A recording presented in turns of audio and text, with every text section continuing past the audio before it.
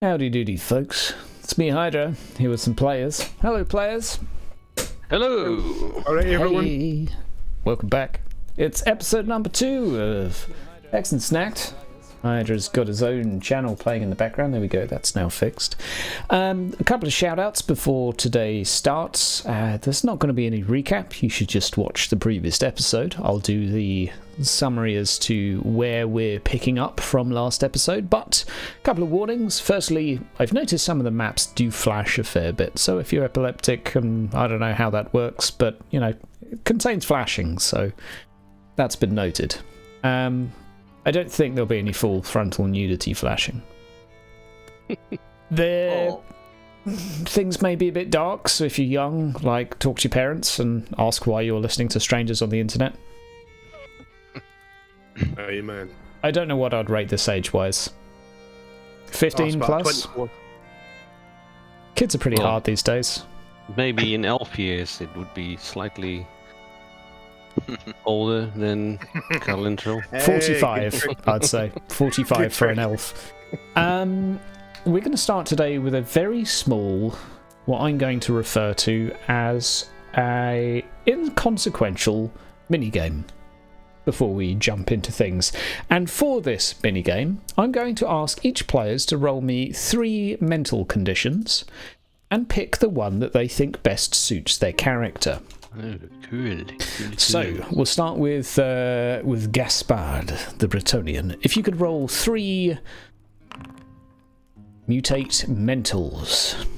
So, of those, which one do you feel would be most suited? Awful cravings. What does that do? I would say go with the title rather than the mechanic. Yeah, okay.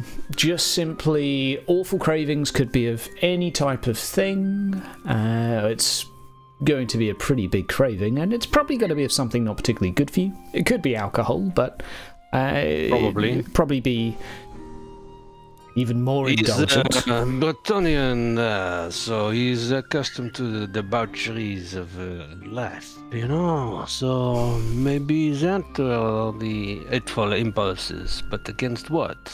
Or whom? Fearful concern. Which one? They live for the day, so no fearful concern. Yeah, I think the awful cravings. Awful cravings. You do not have this condition. This is an inconsequential minigame after all. Let's have / table for... let's go for Dagboard. If you could click on that 3 times for me. Lonely Spirit, Crawling Skin, or Mental Blocks. Now, what do you think would most suit a dwarf?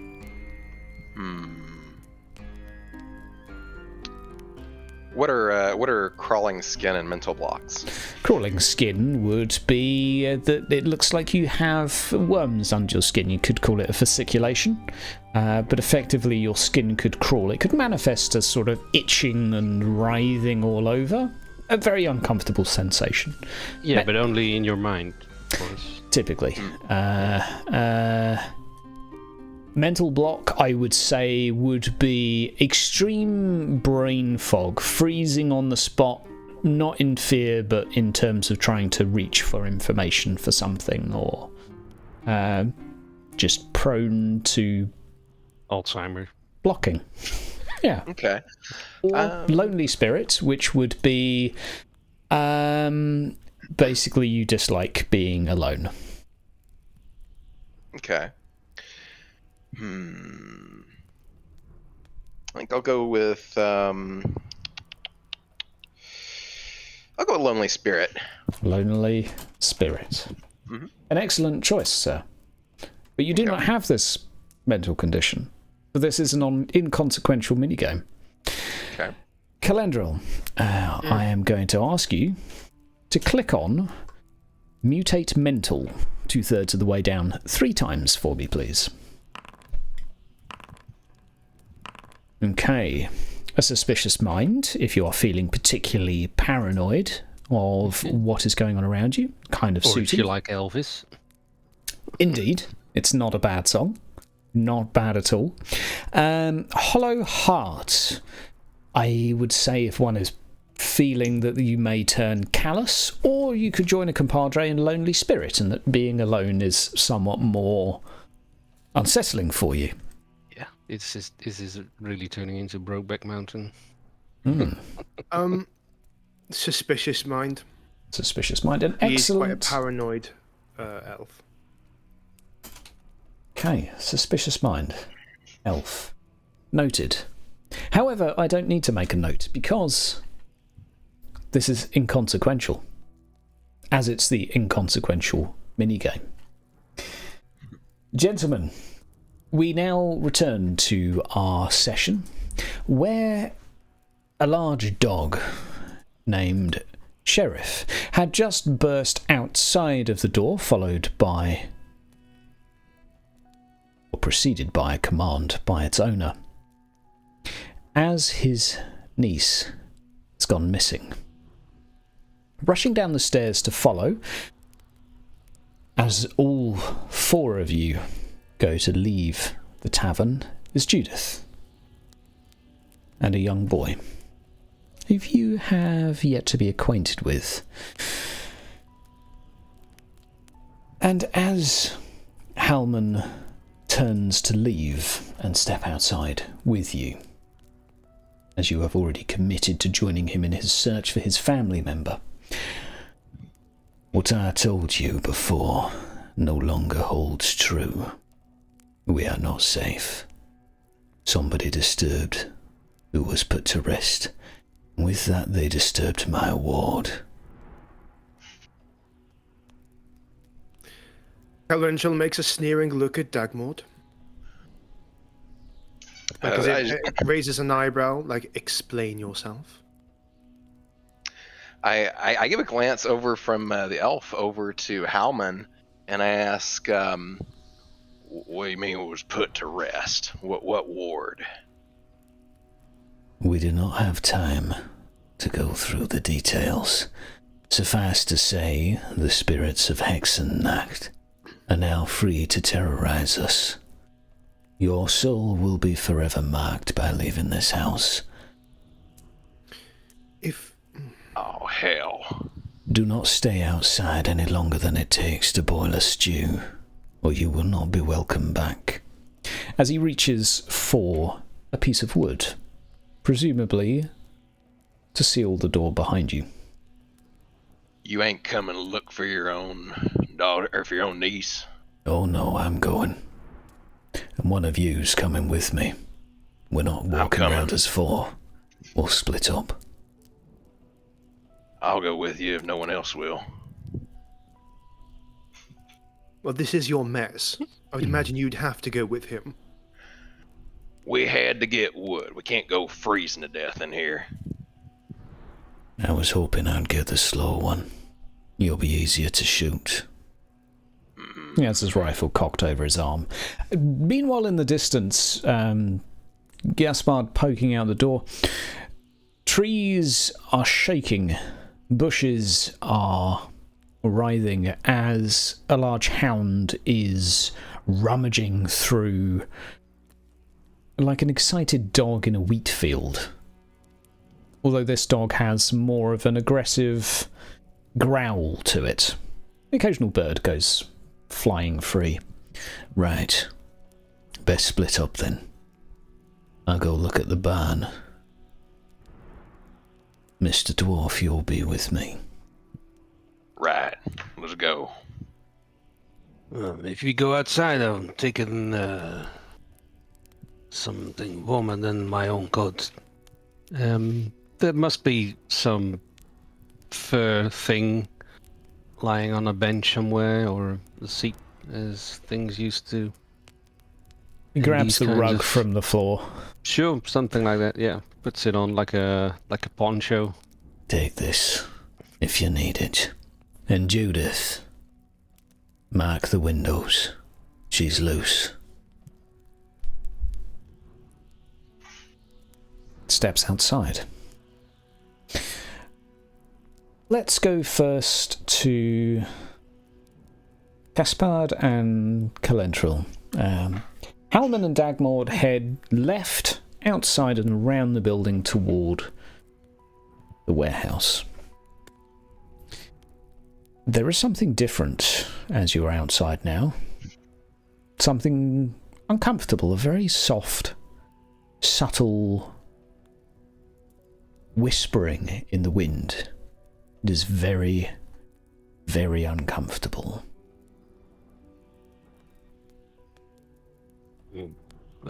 Come on, Faye. I guess we go the other way. And he basically starts scratching his ears a little bit, irritated at this sound and slightly unnerved, but he makes no comment to the human Bretonian. Where are we going again? I don't see how this is our fault, seeing as it was the dwarf who done this in the first place. Yes, well, you weren't there because you ran away like a sissy. Which was the right thing to do. If we just left that thing be, we would have a nice, comfortable night in. Don't be such a connard, come on. There's a little girl out there, and I think she needs us. So, we best find her. But anyway, I don't think the proprietor of this establishment will give us safe harbor if we do not help him. Anyway.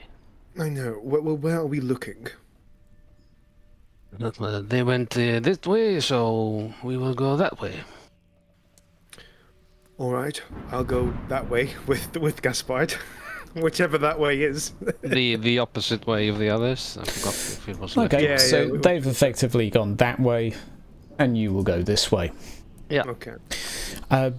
In front of you, you unquestionably have the hound bounding through the woods, occasionally barking and snarling at something it meets. I would like to look for footsteps, like small, infantile footsteps. Sure. I'm going to put something a little less dramatic on, music-wise. Make me a challenging perception roll, please. The snow is falling rather quickly. Yep, I Meaning- am shivering. I will assist you in that. Okay. Sure. You can have plus 10 to your roll. Plus 10, okay. This is still challenging, so it will be 0. Okay. The damn snow, I can't see anything. Can you see any trails? Can I? From this door, you do see some footsteps.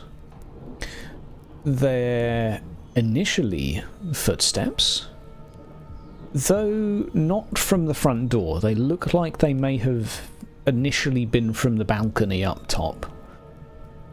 There are about 6 to 8 footsteps, followed by a smear in the snow. Sweet light of Lilith. Look! And I basically I make sure that Gaspard's following my finger as I basically make him follow the trail with his eyes to see that the footsteps have come from the balcony. Who would be going out in the middle of this dreary blizzard during such a perilous time? It looked like something jumped off, and I wonder. Yes, as do I. Should we tell the other two? Just scout ahead a little bit, see where it goes, and then,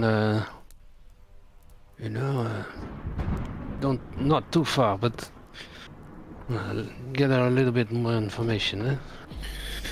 The doggy! Where's the doggy? I mean, maybe... Please don't bring that dog.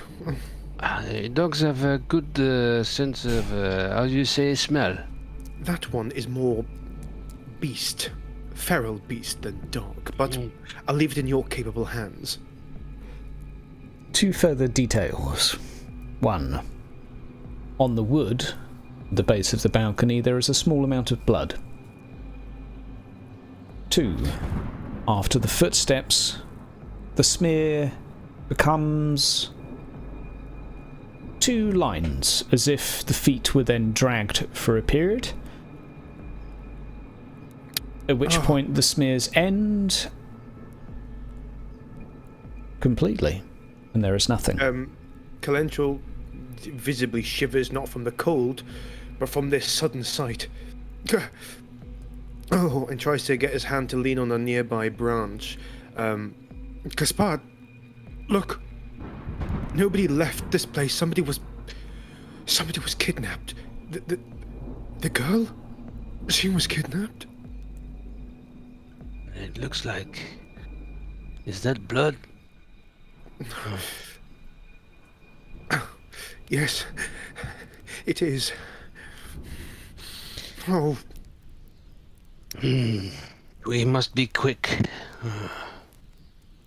Is there... Doggy, come here. As you call for the Doggy. dog, I will ask for 2 tests. An endurance from each of you, please. Challenging, to see how long you may last in the conditions. The challenging endurance. This is very cold. I do have that thing now, but that should be... That will be factoring in a good winter coat. So I'd give you a +1. I'll give you an extra SL on that. But both of you will not be staying out here for too long. No. It is exceedingly cold and dark. The wind is biting, and the snow is setting on your coat, making it rather damp. Now, before we move elsewhere, you call for the dog, Gaspard, that seems to be rummaging in a bush. Just over yonder. You can hear it growling. What have you got there, doggy? Come, Faye. I think the You have doggy a has name. something. And he basically shivers and also, Gaspard, he goes in a quiet tone towards Gaspard. I'm not sure if you have the same hearing as I, but I can hear whispering. Can you hear it too? Let's... I don't know. The no. answer will be yes, but you cannot make any of it out. It's just wind to you. Don't be a fool, man. It's just the wind and the snow and the doggy. Of course. And I will give a sardonic smile before... Or sardonic grimace. As I do follow Gaspard towards where the dog is growling. You start to, Calentral. And I will ask for a cool test. Nay. I will ask for... Yes, a cool test from both of you. Challenging? Yes. I'm assuming everything is challenging until... You're considered under duress right now. Yep. A sidetrack, Calentral. Gaspard is headed toward the dog in the woods.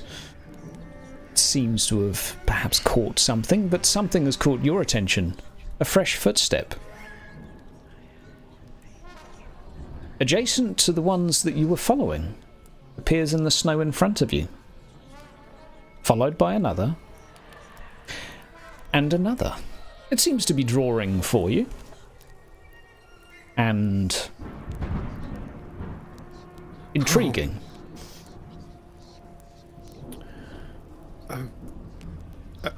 He looks at it, stark aghast. But he will see Gaspard is too busy with that feral beast. And he will gingerly follow the footsteps, one by one, see where they lead. Okay. We go to Gaspard first. You step over a small mound of snow, and in amongst the bushes, your canine companion seems to be growling at something.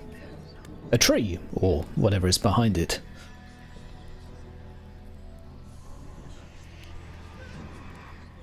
Calentral, do you have a weapon? I suggest you unsheath it now. Calentral has walked in the other direction right now, following footsteps. Oh, okay, I thought he was behind me. Okay, well, I'm in that afraid case... you have been led astray, horribly astray. He will still say it, not noticing that the elf has gone the other way. Draw his dagger. Now, doggy. What have you got there? move aside a bit. He cautiously approaches with a dagger pointing forward. You know, putting away some branches or whatever is in the way. From the back of the tree, a hand reaches out. Wearing a thick coat, gloves, fingerless though, holding a bottle. The arm covered in a healthy amount of ice and snow. Hey, is that you, Gaspard? Mon Dieu! Who is that? It is I, Jacques Chirac. We had a drink together, I think it was a year ago. Surely my eyes must be deceiving me. This cannot be. You It look- has been some time. I was looking for a place to stay, but I have seemed to have gotten lost. Can I do a intelligence check? Or You certainly can. Challenging intelligence, if you like, to just... There's something very alluring about his presence that makes it hard to think clearly. Yep, apparently. Seems plausible. I mean, you're here after all. Yeah. Well, Hey, how's about you point me towards the do you have somewhere to stay, a camp? Do you have cheese or wine? well, there's wine inside, but we cannot go in. We were looking for. Have you seen a little girl, a Bretonian girl, no less? Oh, yeah, I've seen a little girl. She was running through here some time ago. If you suivez-moi, I will take you to her. Here, have a drink. Yeah. What is it? He takes the bottle, I guess, or flask. I don't know what it is. Okay. You pick it up, same as you would a normal flask. Seems to be containing some sort of liquor. Is it cold or Icy cold. Much like his appearance. His skin seems pale, and it almost looks like he'd been laying in the snow for an hour before you arrived. I smell what the contents. Brandy. Take a little sip, just the taste. Beautiful. Magnifique. Your brandy is good. Takes a big gulp. Well, I'm from Britannia, only the best. Come, it is this way. Follow me. Yeah. Come, doggy, you come too. Now, Faye, come. Hey. We will circle to Calentral right now, who is busy following some footsteps and oblivious to his companion asking for help. Or for his attention, rather. Calentral, these footsteps seem to be leading up and over a log. You cannot see the other side, but a small foray into the forest. How else would you find the girl? I will be the voice in your head until you pass a test, at least. The devil on your shoulder. I shall... Little girl? Are you here? I will say as I walk past towards where the log is, and I shall put my foot on the top of the log and put my hands and cup my hands across my cheeks as I raise my voice to say, girl, human girl, your uncle really misses you. Are you here? Please, I am really cold and I want to go back inside. Calentral? Is that you? A familiar voice. I'll turn in the direction where that came from. Behind a tree.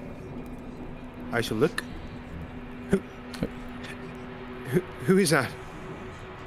2 elves stand in front of you, both icy white. Both covered in snow. 2 friends. Elves you grew up with. Calendro. Put my back on one of the trees. Hit my back across a tree. Oh! How can it be you two? What are you doing? They have a little bit of a expression of disgust on their face. We were hoping we would not see you again. I'm sorry. I would have headed east, I swear it. This is a great affront to our eyes. No. The elf queen, she gave me time. You're not meant to be here. The woman who is with holds her throat. He smells just like the dwarf. And starts to gag in front of you, not mildly either. She falls to her knees and looks as if she's dying. What's happening to her? I look to the man. What's happening to her? Help her! It's your odour. You've been around the dwarf for too long. Can you not smell it?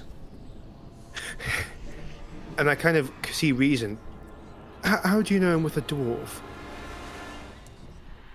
Well, we can smell it. He makes an expression as if he's pointing out the obvious to you. It is disgusting. Well, please, another day, and I won't be here. I swore never to return to the Empire or to the forest.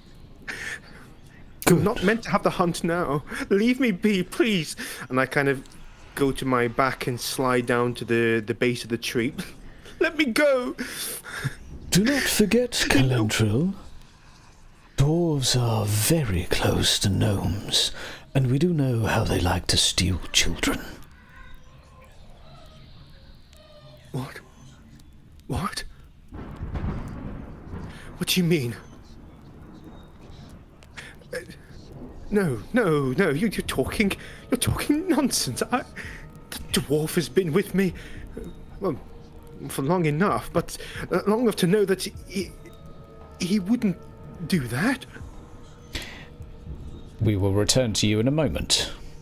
Dagmord. Mm-hmm. You are stepping inside a barn. The lower floor only has one wall and some beams and is easy to survey. There is nothing there, save for some barrels that are all empty or full of salt. But there is an upstairs, and it's difficult to tell whether it's creaking from the wind or from otherwise. Okay. I'm stomping my feet on the ground a couple times, getting the snow free of my boots. I'm peeking in the last barrel now. I've finished surveilling them. Howman, you said that we ain't got time to talk, but I just want to make it a point to say that it sounds like you know what was out there. You didn't think to put a sign up or something, or a fence around that damn thing? Your niece could have done that all on her own. We wouldn't have been there to help her. I told her to leave the trees alone. I told her to pick up firewood from the floor. It's not my fault she's a stubborn little mule. Now, She went we need to find her. She went right for that one tree too, damn it. But that's neither here nor there, is it? You hear that up there? I say, pointing upstairs and motioning with my head. Aye. You go on ahead. I'll be right behind. Fair enough. Passes you the lantern and holds a gun. Stood right behind you. Take the lantern in my left hand and draw my spade in my right, and I slowly ascend the stairs, looking up.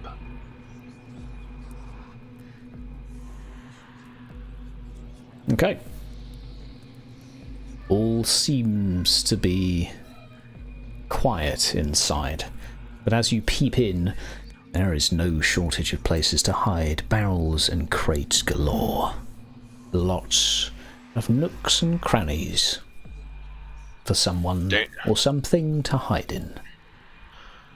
Damn it, Hellman, I hope you like searching, because there's plenty of things for us to search through in here, I say, shaking my head, and it's picking up the pace a bit, walking toward a barrel to peek inside. Sure. Hellman's gone. I notice that he doesn't say anything and turn around. Hellman? He's not there. Hellman, Hellman Ditmar, I say, and I walk over to the edge of the stairs looking back down. As you do, there is a voice from inside the room. I spin around toward the voice. It's been a long time since I've been inside a cassock. Do I recognize this voice? Yep. Who dat? It's one of the Longbeards you used to drink with, but I mean, he's more of a southerly dwarf like yourself. Mm-hmm. The two of you are bonded over many ales. Okay. Perhaps not in the last 20 years or so, but you've got a memory still. Yeah. What is that you? Oh, Dowie, it's been a long time since I seen you. Look at that old beard. What's it been? 10, 20, 30 years? I would say I've been resting for about... Yeah, it feels about that long. Resting? What are you, what are you doing in well, what are you doing in this barn? This Umge structures, Umgak. Garbage. I was, just keeping warm for a little bit. About to go back to the cassock. But Truth be told, I don't like it here.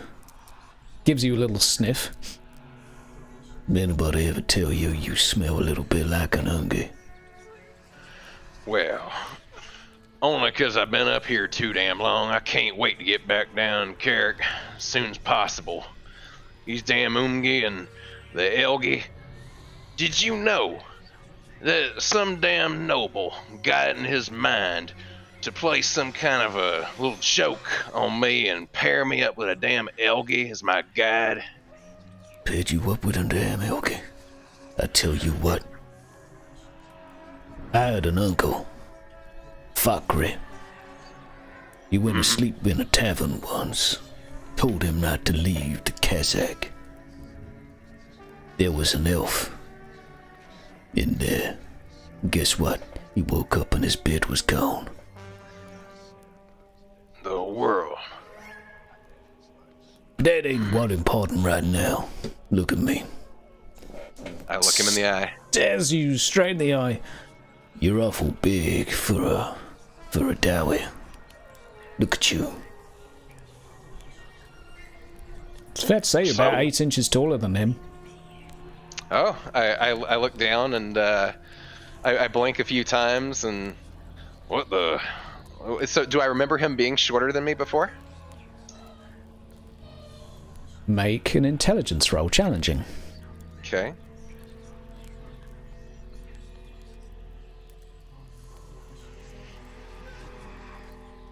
Wait, hold on. I think that was initiative. Sorry. Roll an intelligence, because your initiative sucks. Yep. And you're slightly more intelligent. You think that he used to be taller than you, but you What do in doubt the yourself world? a little bit. I squint and I look at him and then I think about myself and I shake my head like, nah, we must just be remembering wrong. Maybe I it's just been a while, you know? Come to think of it, actually. Come here. He pulls you a little bit closer to him. I let him. What? He grabs your beard. Careful. He pulls it off. I just gasp and grab at my face, trying to touch where my beard was. It comes clean off with 2 strings twanging, one each side. No. What in the world? I'm panicking at this point. You ain't a My eyes goddamn are devil, look at you. You're a goddamn monkey in disguise. This can't be right. I say, and I'm looking for anything reflective at this point. Is there anything reflective in the area? Your hat / cooking pan helmet. Okay, yeah, I'll take my a little cooking pan helmet off and turn it a little bit to look at the reflection. You see a chin that is baby smooth. It's like an elven chin. No. Just letting out a guttural exclamation, and I slowly fall to my knees, and you might even spot a tear at the corner of my eye. All 3 of you have Gaspard currently walking through the woods and seemingly starting to notice that you are getting rather lost.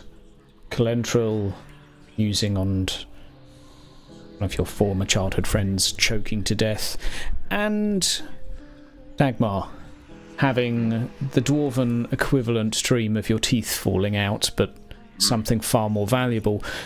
All of you are disturbed by a loud bang. The discharge of a black powder weapon. Momentarily you have your senses. You can roughly hear where the shot came from, which is just into the woods. When you say we have our senses, do I feel my beard returned, or Yes. Do I still believe my beard is gone? You have a beard again. I let out an incredible sigh of relief, and palms down on the floor, panting for a second, before I grunt and get back up to my feet. And knowing that Halman was just at my back and now he's been gone, I am rushing down the stairs. And I do take one look over my shoulder, though. Do I see my old drinking buddy anymore? No one there. Gaspard, Calentril, the same to you. No one there. Just the wind. And the voices. I see that they're all gone. Radian? Shatria? No. Wait, you got to tell me. What was that? Gaspard! Gaspard! I shout through the woods. You can hear each other. Putain de merde. I'm here. Come to me. Did you okay? I kind of try and follow the voice to where Gaspard is. Is the doggy still around? Yeah, the dog sat there looking at you, very confused. You have a bottle in your hand. You could have barked, you silly dog. Woof. At least I have a bottle. I wonder. He takes a swig. It's brandy. Where is it? Do you consume alcohol? Sure. Might keep you warm. It is brandy, after all. Hopeful. Yeah. At least the brandy is real. Strange. Spud, where are you? Are you there? I'm here, you silly fake. Come here. Oh, by Kernos. Did you hear the loud bang? Yes, I did. What's more, I saw... It doesn't matter. I saw my own kin. Yeah, we all saw a snow ghost or something. Snow ghost. What else would you call it? I saw a friend of mine. He was like all frozen, but running around. And now he's gone. I heard a loud bang. He's gone. No. Tell me, where did you think the noise come? I think it's over there. Yes. Let's go. What about? Actually, never mind. Let's go, Gaspard. What about what? Nothing. Doesn't matter. Come on, then. Galentrel says as he's putting his gaze away, and he's got a bit of a scowl on his face. Let's just go and follow the noise. Yeah. Your ears are better than mine, so lead the way. I will follow with the doggy. All right. What? I will. Do you have to roll perception? No. To... It was really, really loud. Okay. And there's quite a bit of smoke in the air over in the distance in the trees as to where it is, even with the fog. It leaves a discharge that can be seen from 50 yards away. All right.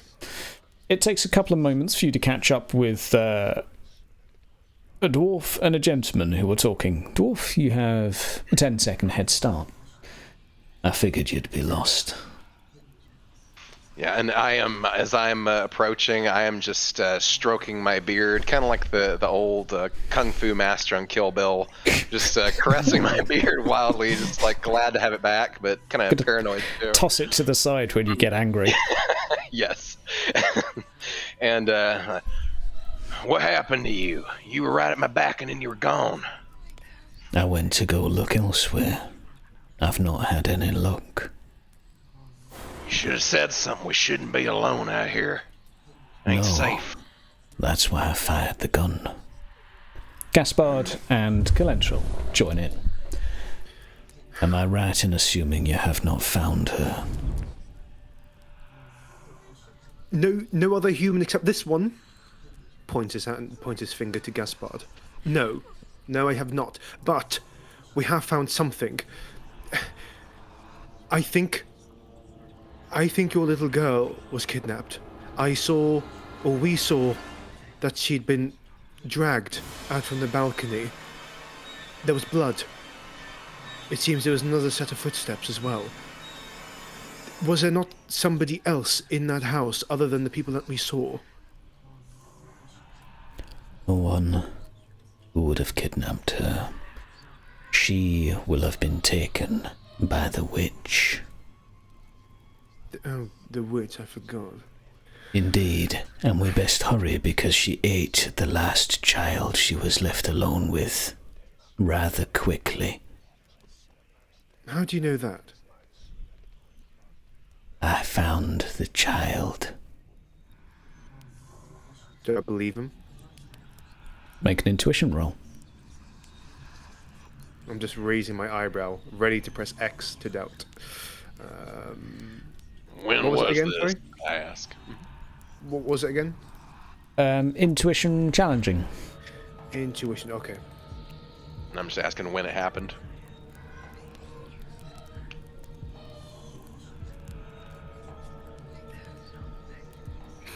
Oh.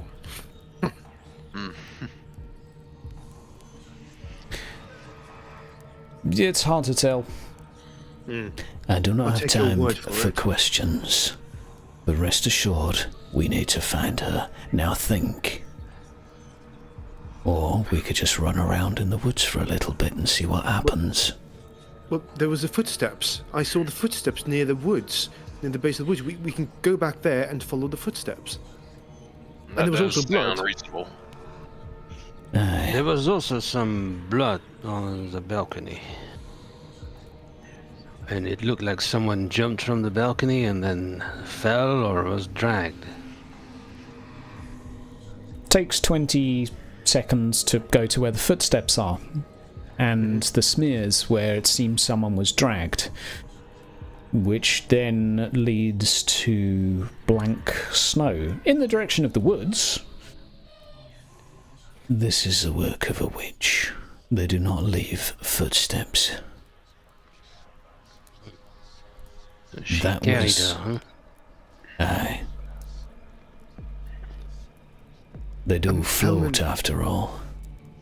Oh, this gets more terrifying. But Hellman, what does this witch exactly look like?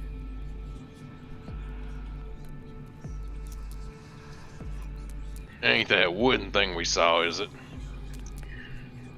Yes. Less questions, more finding. He starts rummaging around in bushes. Right. I shall get my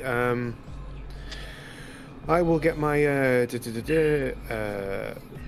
short spear out in my hand. Don't even think it's going to do anything, but that's exactly what I'll do, and begin searching as well, rummaging and seeing if I can find any more clues to where this little girl has went. Okay. Yeah.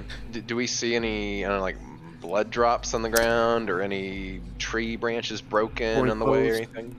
Well, first up, what we're going to do is just catch up with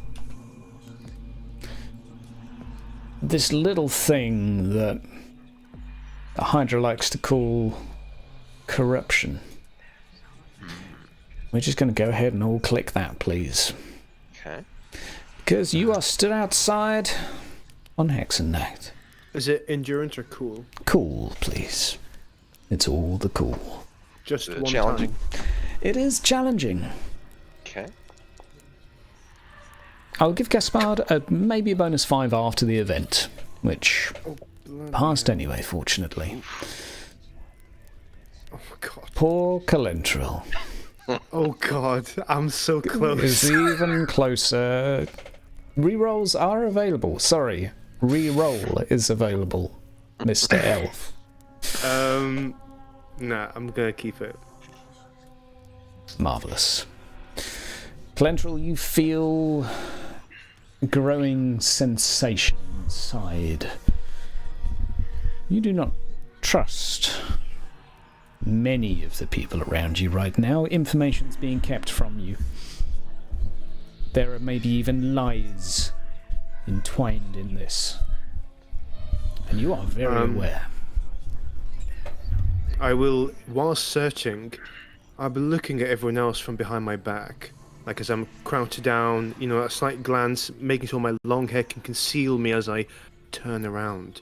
Looking at Hellman, looking at Gaspard, looking at the dwarf. And I will, but the moment they ever seem like they're about to even look in their periphery, I will turn my head. And the paranoia begins to kick in, really, where I'm beginning to bite my lip and break a sweat. In fear? Or in impending rage at the deceit? Gentlemen, the proximity to each other is maintained primarily through Hellman, who seems to cope somewhat better. He intermittently shouts, claps his hand, snaps a branch. A minute or two is spent rummaging through the woods. You can each roll me a perception roll if you like. It is all challenging, and there will be a threshold. And there is something else that Hydra read once upon a time in the How to Be a Good GM guide, and that is that when players are on a timer, you should tell them. And I have decided to tell you a little bit late. You are all on 2 timers for things and stuff. Now, gentlemen, to your test.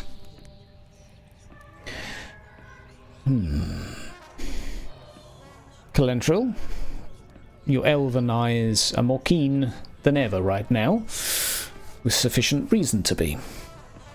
You do spy a few broken twigs, at least giving you a rough direction of the woods you went into earlier. At least it's in that direction. Although you do not pick up on a specific trail, you have a direction.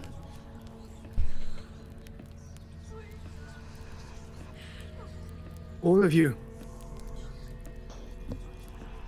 What's that? Just point the finger twice in that direction. I'll Looks start like a marching that pathway. way. I just Sorry. stay as I. No, it's fine. As you begin marching, there's like a 3-second delay as I am actually just looking at you walk into the darkness, doing nothing, before slowly following you. I just give Calentrell a questioning, kind of confused look as I pass him by, and then shake my head and just keep walking. Damn weird Elgie. Yeah. Just keep walking on. Calentrell, as you wait in the last position, ready to move forwards, you feel an icy cold breath on the back of your neck. You can hear it too.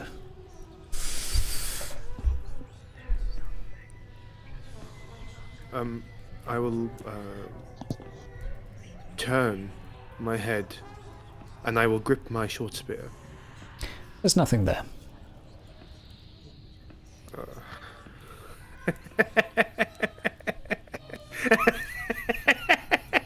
I turn around. When the world's so damn funny, we got a little girl missing.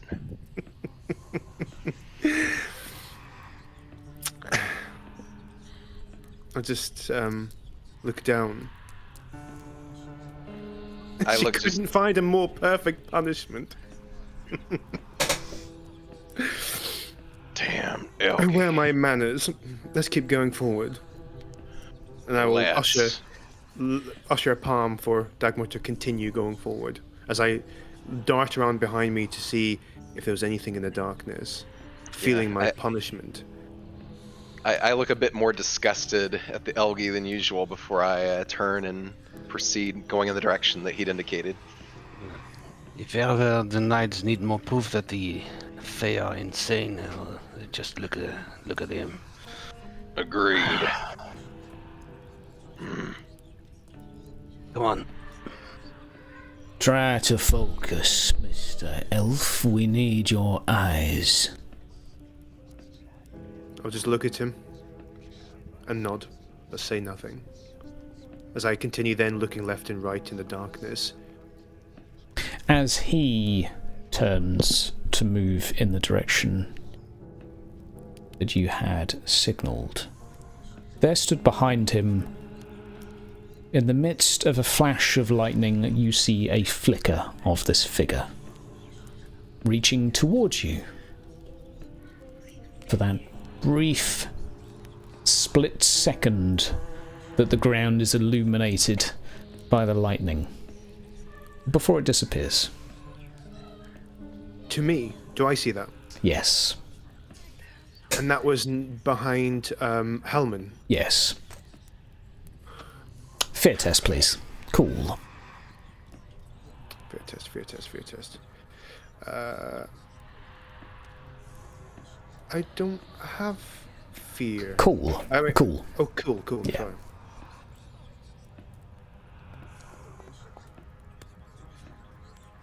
Okay. +1. You are able to steady yourself.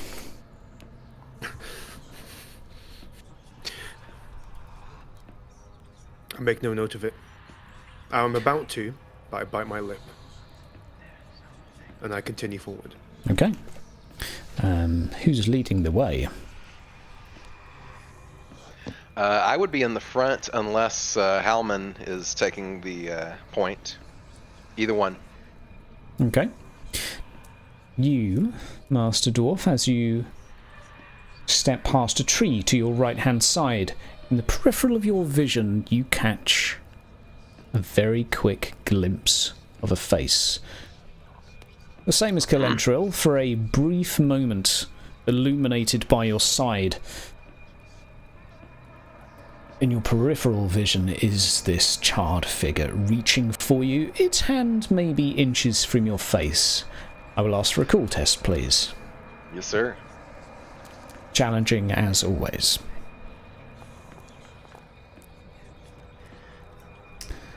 You are right on the line.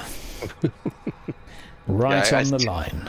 Yeah, I tense up for a moment when I see it, and then it's gone. I'm assuming it's gone like right after. Yes, it is. Yeah, I tense up for that moment, about to, like starting to reach for my spade, and then it's gone, and then I try to act like nothing happened and continue marching on. But in my mind, I'm I'm not having it. I'm not happy. Understandably. Gaspard, Yes. are you behind the dwarf? Are you... Well, what are you up to? I am probably behind the dwarf. Near the dog. Just because it's big.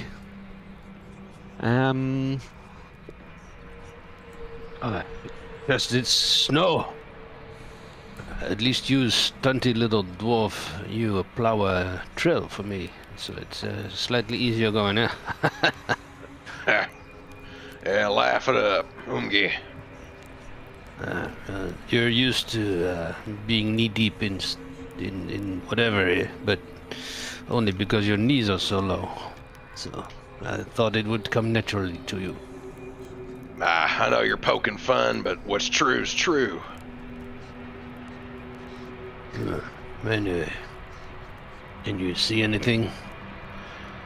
I can't see shit. A distraction, Gaspard. The dog that was by your side within hand's reach lets out a huff of air before turning back to the house and cantering off. Hellman, where does the dog go?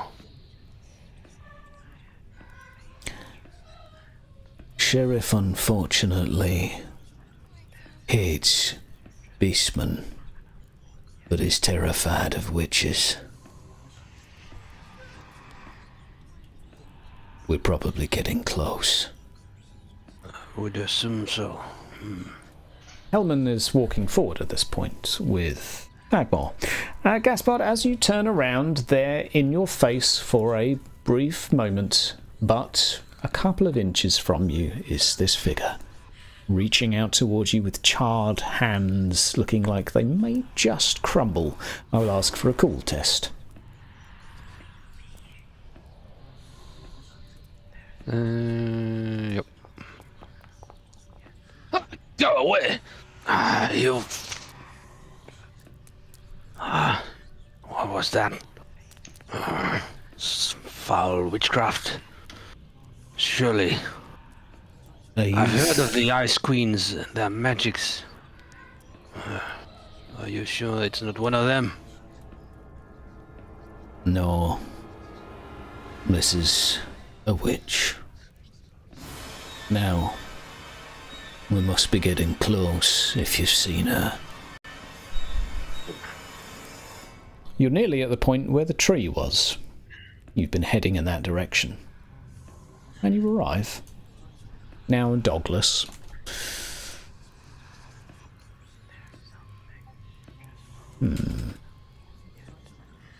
This is a spot close to it. And Hellman, you'd mentioned if we've seen the witch. I say, scratching the back of my head, making my helmet wobble a little.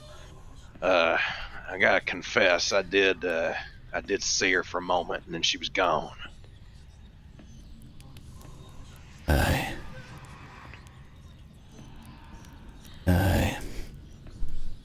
Well, look around. Hellman, What?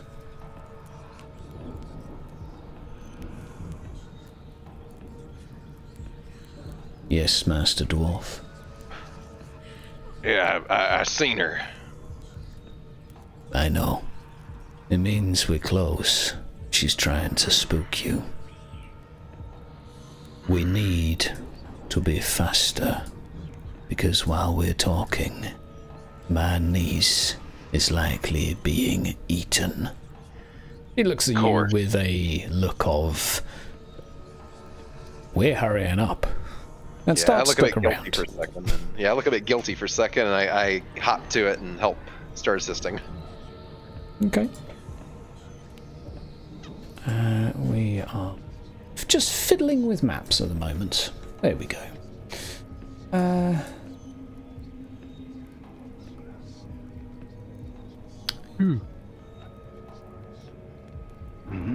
Right.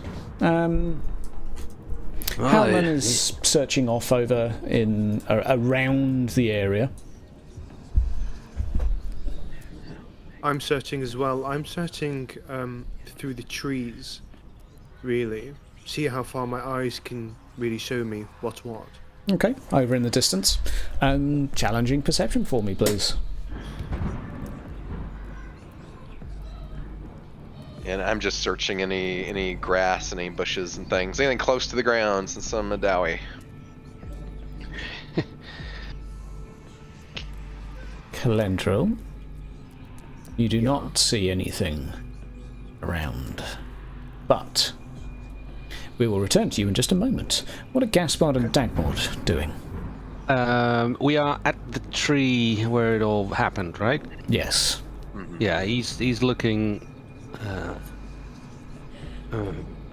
Dagmar, come here. This is where she appeared, right? So maybe is there something under it? I can't see. Maybe you are smaller. You can see better.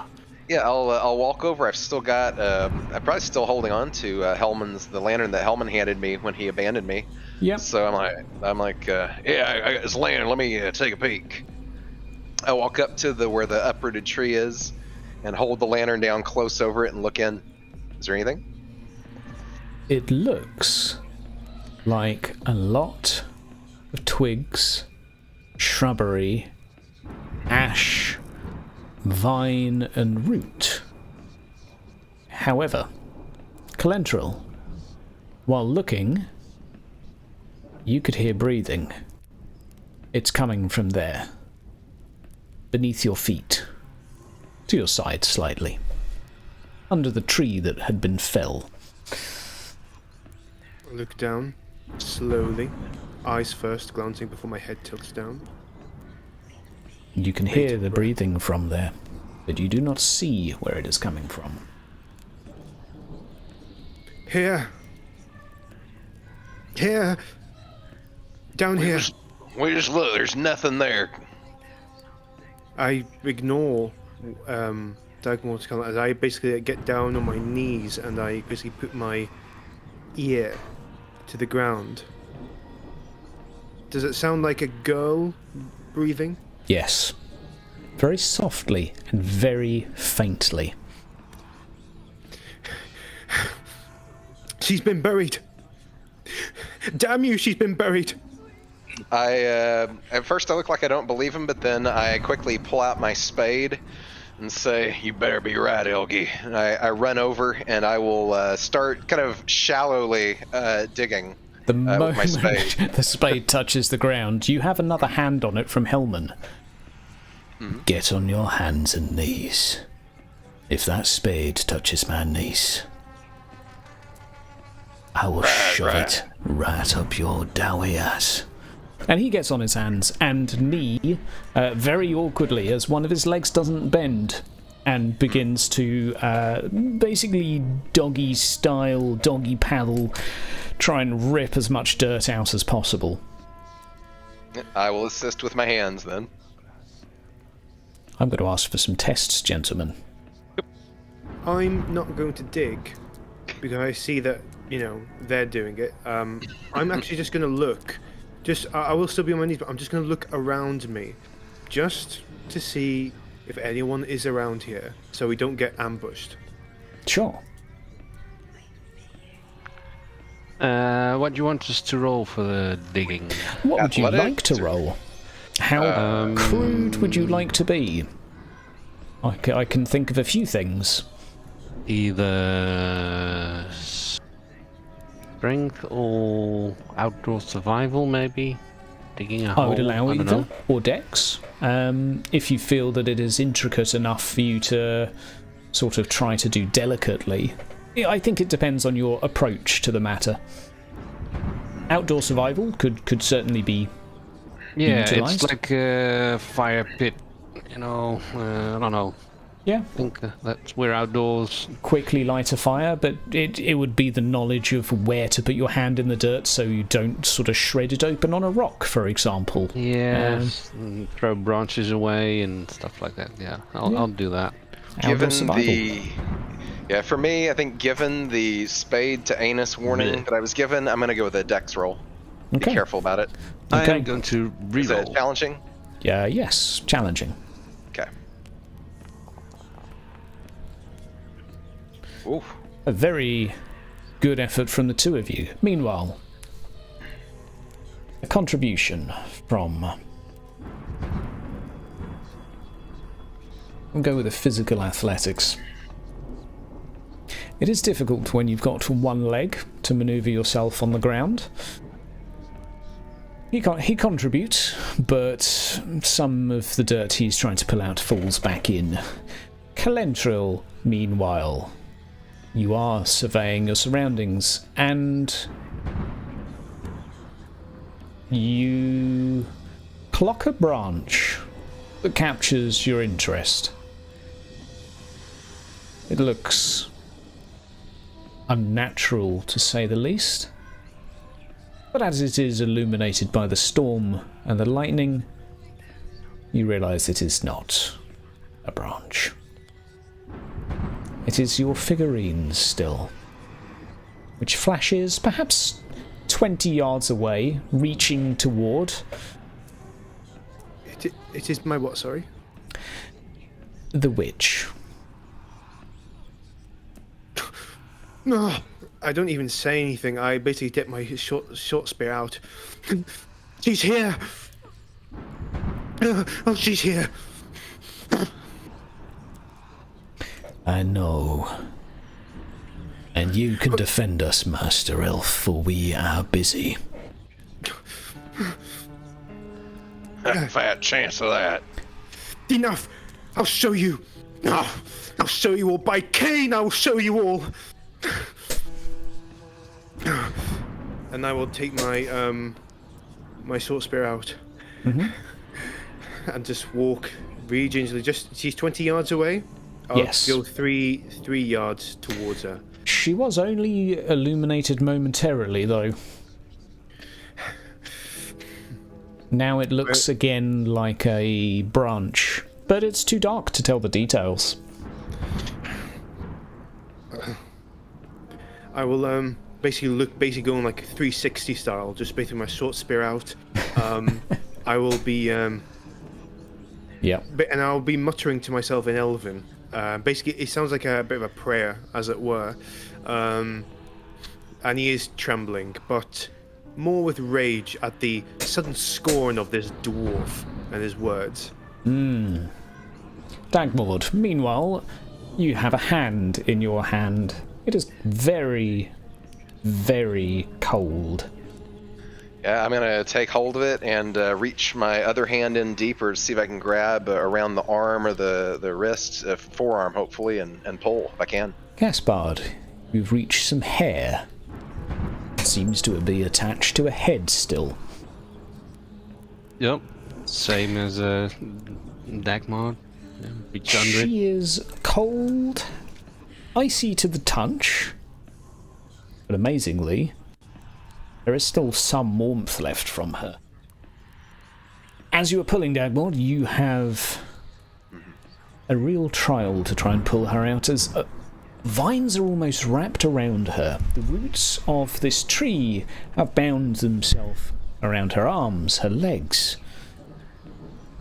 I'm going to ask for a couple of strength rolls to try and free her from this, please.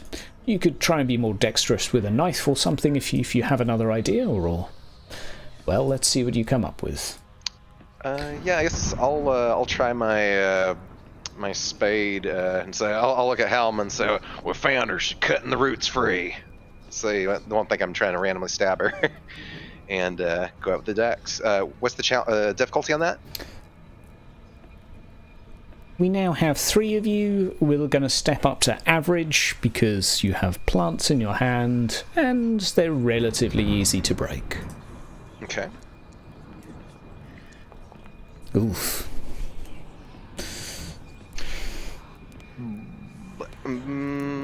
I will use a reroll. Sure. I don't want to stab a little girl. Were we supposed to each roll or just You one? can, Gaspard. Yeah, we will roll everyone. Yeah, let me. Where is it? Fortune. There it is. Yes. Oof, Okay. I'll say it's better.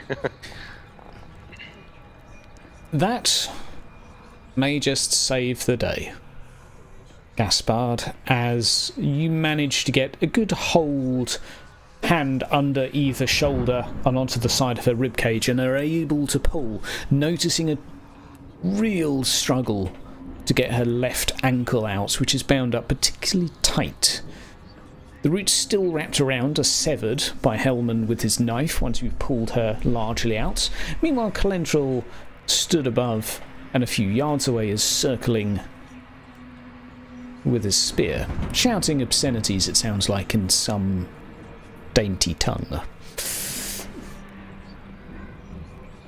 Right, gentlemen, it is time for us to take our leave before you go further mad. Get no argument from me, Hellman. Hey, Helgi. Cease your idiotry, canard, come on. What he said. Yes, as I see them dragging the body of the girl, I shall say one last, basically, a curse, as it were. Maharan Darlin Kernos, Maharan Darlin Lavelan de Deris. And I will basically just spit on the ground. And basically take their hind, as it were, like, so I'll be the last, and I'll be like kind of like on the rear, as it were, with my short spear out. Very aggressive, I'll say. Probably the first time you've seen him aggressive in a frenzy almost. Very animalistic. Gentlemen, it is time to just touch base with something.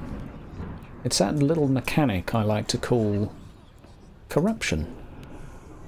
Now we come to your little digging expedition. Gaspard and Dagmord.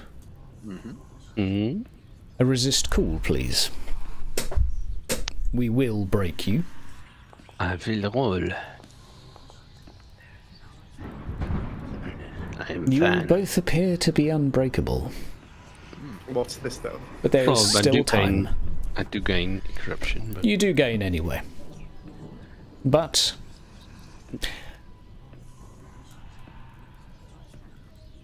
Hellman nudges Dagmord. You look the most sturdy you can carry her. I cannot with my leg. Of course, sir. I completely understand. Careful, though. He grabs your spade and basically starts using it as a crutch to move faster. Quickly, Yeah. we are Take my- leaving. I'll let him take it, given the circumstances, and hoist her up. Take the rug. Wraps her in it. Good thinking. UMG can't stand the cold. I'll help him in wrapping her up, and I will put her over my shoulder and give her a little pat on the back, and start walking with Hellman. Right. Hey. Hellman will be trying to investigate her a little bit. He's going to rather crudely lift her head by the scruff of the hair and look at her eyes and her face briefly while you're carrying her. She's still Yeah, alive. I'll slow down for him to do it. But this is not good. Looking at her ankle. It's perhaps the longest 20 seconds of your life as you walk back to the barn, which is not far away in the grand scheme of things. And a group of you burst into the door. We are probably 5 minutes away from a bio, just as a heads up. Currently, there is no sign of the dog on the way back, nor, as you burst through the door, Judy. Judy. she comes running down the stairs.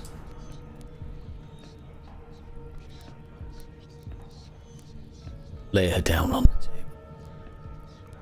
Clears the table off with no regard for the cutlery or crockery.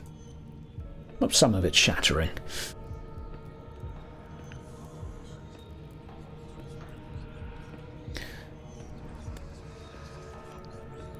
You Yeah, notice... when I get in... Oh, sorry, go ahead. No, over to you. Over to you. I was going to say, when I get in, I'm going to start looking around. Is there any heavy furniture in this area? Something's very different. Oh, what do I notice? The windowsills all are covered with a white powder. There are strange symbols and diagrams drawn on the window, and above your head are glass balls draped from the joists above you. I'm looking at all this very confused. What is this? Is it witch in it? Is this witchcraft? No. This is warding. Sounds like witchcraft, but if you put this thing down before, then I'll take your word for it. Gaspard, I look to the Elgie for a second, I shake my head, and I look to Gaspard again. Gaspard, help me move something in front of the door. And I look for like maybe a bookshelf or a table or something. Yeah, these boxes and these crates. These are heavy. Yeah, I'll help him. I'll help him move them, grunting and pushing stuff in front of the door. Yeah, put your back into it. Lift from your back, never from your legs. Of course. Yeah, we're putting stuff in front of the door, barricading it. There are any other ways into this place? I'm asking Helman. They've all been bad, haven't they, Judy? What about she the nods as she balcony? rushes over. All the windows have been bad. I've seen to it myself. There's salt covering. I've put the mistletoe up as we're supposed to. She moves over to look at the child's leg, who is currently laid on the table. Judy, can I let you see what's happened? He has a grim look to him, and she begins to peel back the roots.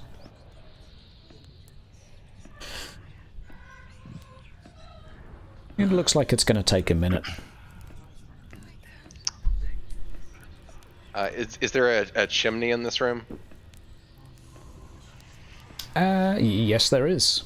And a fire. And, okay, and, okay, a fire, okay. Never mind. What about the balcony? What is the way to the balcony? I'll search the balcony. She points upstairs. I'll keep watch. Don't go out there, just stay inside. If we're in here and it's out there, then fine. I'll just walk away and, being very silent and grim, and also shaking as well, not just from the cold. I will walk up, sidle away the boy as he's walking past, and go up the balcony to keep watch. And as Cal's leaving, I just look at Gaspard and I'm like, everything they say about the Elgie's true, ain't it? They are quite insane. Well, I think we got down here covered. What do you think? Mm-hmm. Hey, boyo, come down here. Don't go upstairs with that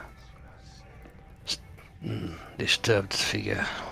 Little boy steps down and stands by your side, very tentatively, looking at what his mother's doing.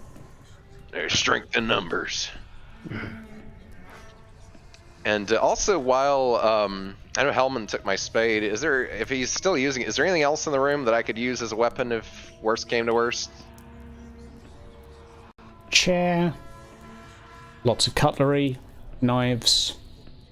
And monsieur, do you have any other weapons than that rather remarkable weapon you are carrying? If you're referring to something to kill a witch, then sword and steel will not work. What'll work? We will talk about that later. He's currently looking at her ankle, which has a bit of a chunk out of it. Judy, get the book. She goes completely stoic for a moment and comes across with an expression much like her token, before nodding and going to rush up the stairs, leaving the three of you. We'll move over to Calentril for a moment, who is upstairs faced with a door to the balcony which has been barred, but you can, of course, lift it. I'm not going to lift it. I'm pretty sure the door has a window, doesn't it? There may be a window out of one of the rooms that leads to it. Oh, Yeah. That's what I'll do. Yeah, that's the one. There's windows near the balcony. I remember that now. And yeah, I'm going to be looking out, making sure I don't make breath stains on the window. But that's what I'll be doing. Okay. Having a look outside. You can see a few footsteps in the snow on the balcony. Coming towards the house, or Leaving. You suspect you're in the child's... No? You look around. You're in the master bedroom. oh, master bedroom. Oh wow. You would expect the family to all share one room. Humans are primitive like that. Of course. Okay. I'm going to look outside the window. If there's anything else outside in the darkness, within the trees, really scanning my eyes to see if there's anything emerging. There is a dog running around outside. That is all. Just raise my eyebrow. I don't even care. Dog. Callancer does not like that dog, to be honest. So he's not particularly interested in that. But he's just going to stay there in the master bedroom. Barging in is a lady. Oh, don't mind.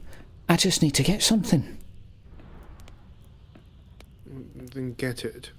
I just say dismissively as I look back into the window. Your bedroom was down the hallway.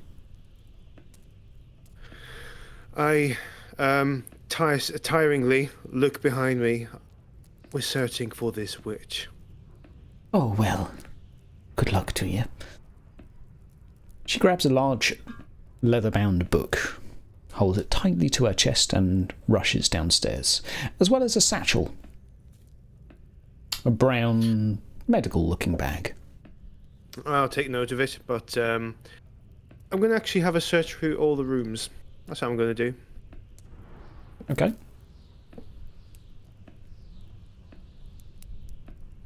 We will return to... Yeah. Actually, nay. Oh. We will continue with... There is one of the bedrooms that has been barred from the outside. This is perhaps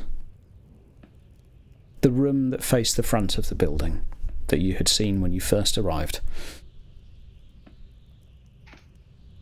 Oh, right. Okay. Yes, that's one. Oh, it's the room, not the door. The room that faces the front. It's a door that leads to the room. Right, okay, right. And it's barred. Well, you are facing the bar. Most doors lock on the inside. Someone seems to have been locked in. Okay. I was about to go down to warn Gaspard Dagmort, but my mind tells me that they are not the most trustworthy of people.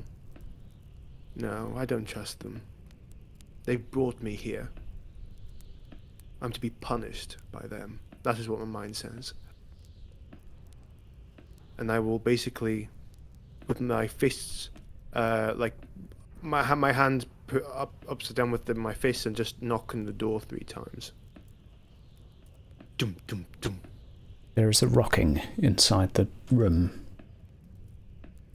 Back and forth, back and forth, and as you knock, it stops before continuing again. Put my ear to the door, hear what I can hear. Make an average perception for me, please. Nay, challenging, because you are just trying to listen through a door. And this will be granted your pointy elven ears. Yeah. Perception. Average. Nice. That will do. Someone's in there. Does sound like they're scratching on the floor, perhaps? Some rather uncomfortable noises. Something scraping against wood.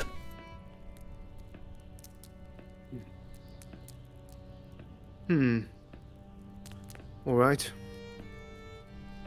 Do I do it? Do I do it? I'm just thinking to myself. I don't know, do you? I don't know. I'll leave it with me. I'll if you want to go back to everyone else, just so I can think on it. I'm just trying to think what Calrental would do. Sorry.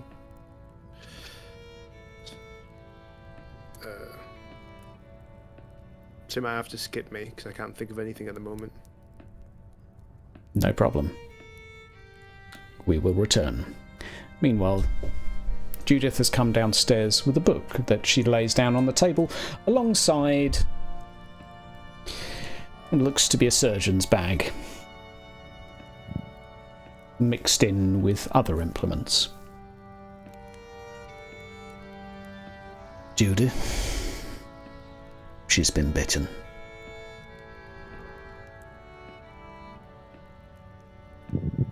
Do you think we can help?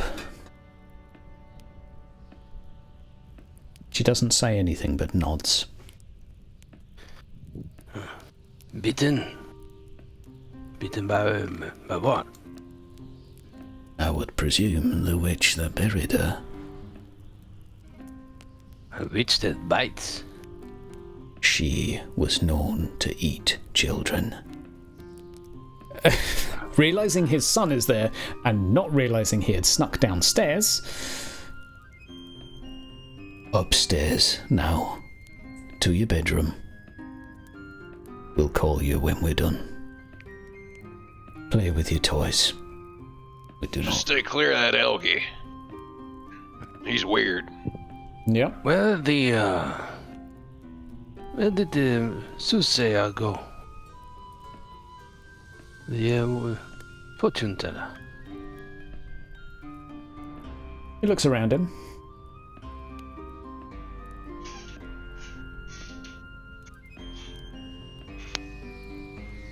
He seems to have gone. He is a matter for another conversation. For now, we have a girl to tend to. Mr. Frenchman, do you mind stoking the fire? Bien sûr, bien sûr. Not much wood, but it will do. I can always burn the furniture. Needs be. Stokes the woods, the fire. I mean, Get it as hot as you can. There is a branding iron to the side.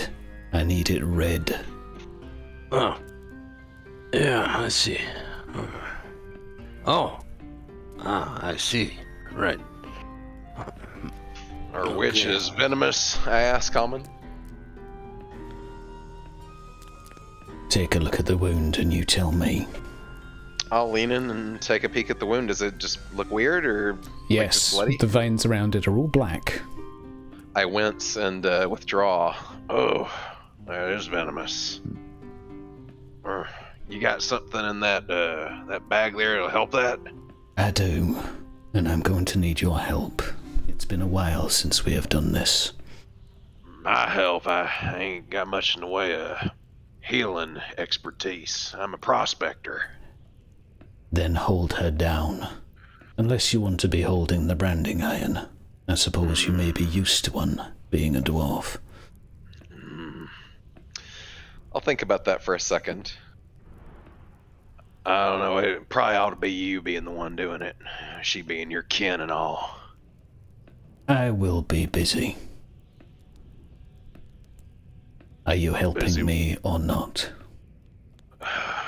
Of course. Just tell me what to do, and I'll do it, sir.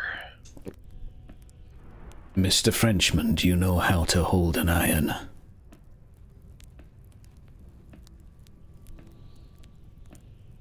Mr. Bretonian, sorry. Yes. Good. Is These, it red yet? I'm assuming there's like a small bellows to. There pump is a up the bellow fire. there. Yeah. Yep. So he's doing that. I'm puffing. Then, just a little more. That should be about right. Almost white. So, made you want it. Just keep it red for now. We need to come back to Calendril for a moment. Calendril, have any decisions been made? Yep.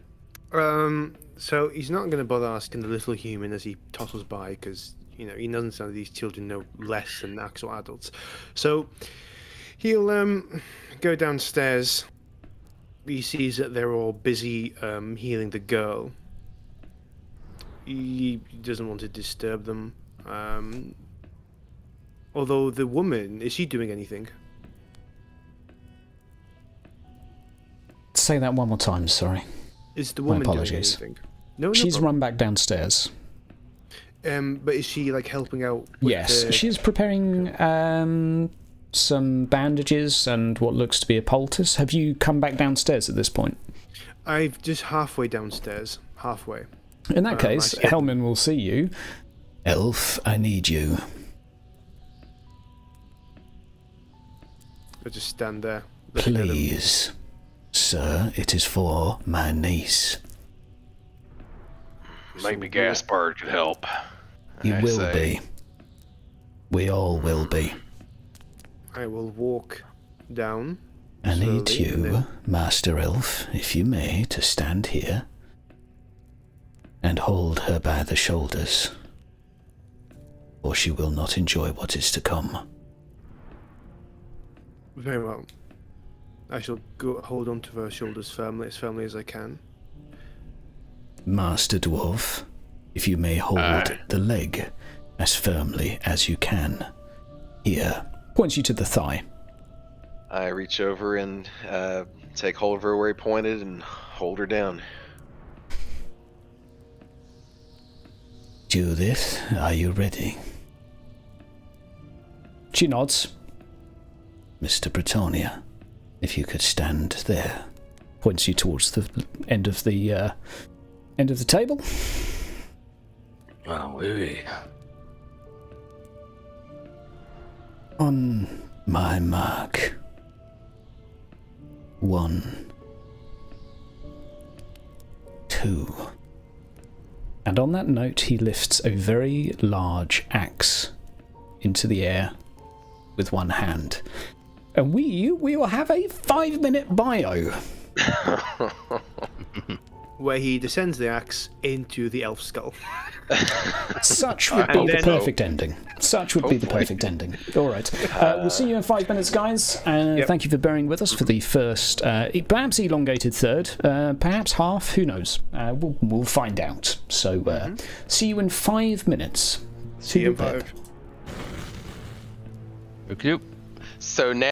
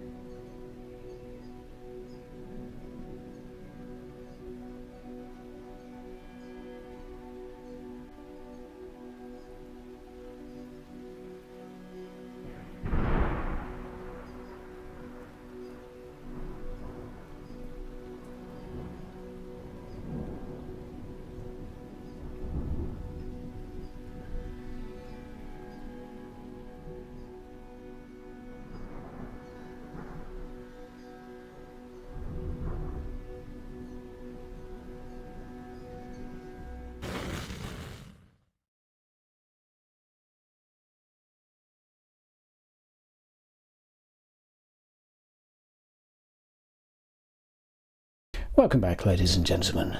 We have returned to a scene with a man holding a hatchet above the knee joint of a young Bretonian. He pauses mid-air for a split second, looking at you in the eyes, Gaspard. Very slight nod. Shall I forgive us? Because this little girl never will. He makes the cross. Shelly up. His axe head slams down into the table. We will not go through all of the details, for they are not necessary, but suffice to say, you are at the more bloody end of the table, Gaspard, and I will ask for a cool test to steady your nerve in amongst a fountain of blood. Nope. I grit my teeth and look You, away as sir, that comes down. Are... He is family. You tell me. Yeah. Apparently so, with a roll like that. Behind you, swiftly with bandages, after 5 seconds of searing and a horrible stench that fills the air, Judith nudges you. She seems remarkably calm. That'll do. To the side. She needs bandages. For a moment, Calendril, as you hold her shoulders, her eyes opened, looking at you. Sorry, buddy. Just as this happened, I just want to say what Calendril found of this. Sure. Dagmod obviously put his head away. Gaspard discussed Shalaya. Calendril looked with curious interest at this. Like, oh, is this what humans do to their wounded? So I'll just point that out. He was quite Sure. interested. A very curious exercise. Mm-hmm. For a brief moment, her eyes looked up at you. It looked like she opened her mouth ready to scream, but passed out before a single note could leave her throat. I raised my eyebrows, just like a how curious. If you are curious, Master Elf, perhaps you would like a turn next. He doesn't say it out loud. Okay, fair enough. No, Fair- it was kind fair- of like fair enough, his it's like, eyebrows. No, he wouldn't say that out I'm loud. with No, you. no, I'm with you. Yeah. Okay. I look like I'm thinking for just a second before I look at Halman and say, oh, Halman, was that really necessary? Unless you want her to be committed to a lifetime of madness, then yes, there was. Don't seem right doing that to a little girl. It wasn't right to do it to a little boy either.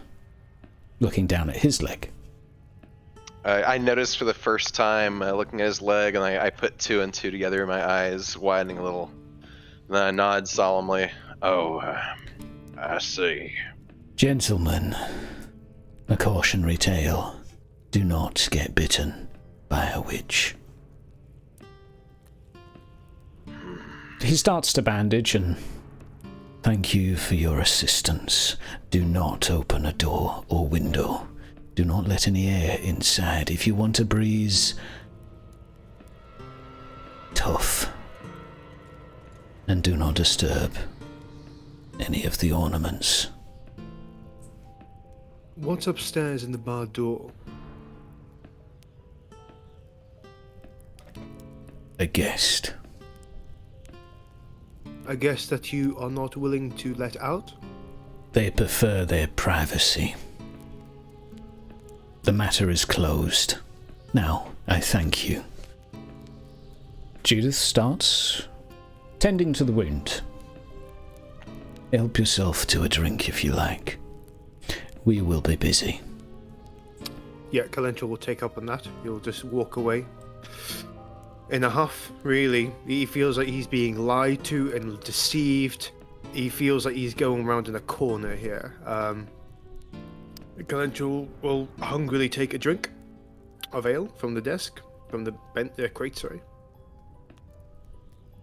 Okay. Help yourself. There's ale or wine. 2 crates, nothing in between. All right. And Kalencho will basically, in a way to resolve himself, will be once again the words of prayers and curses that he was shouting in the woods.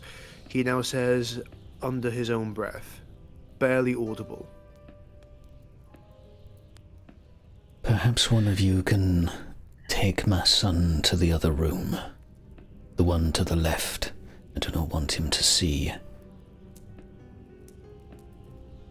But she will need our bed.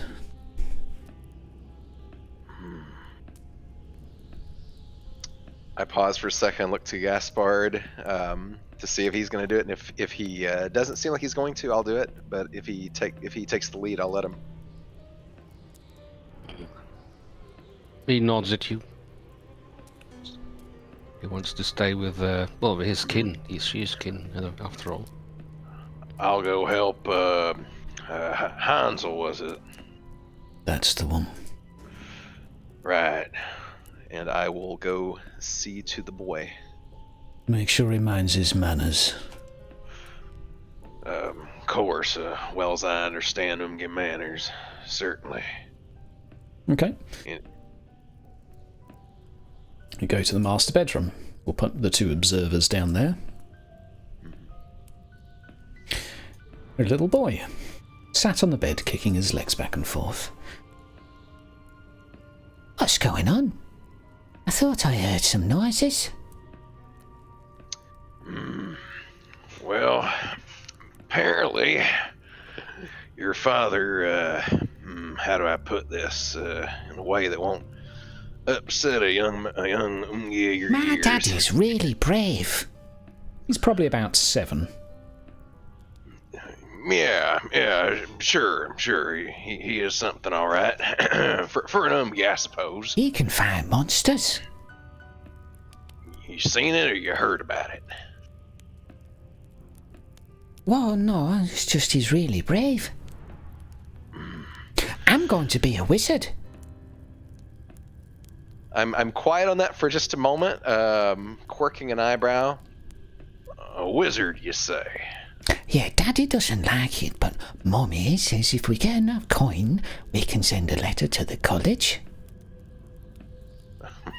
I'm going to be a bright wizard. Well, I'm sure you're a bright young lad.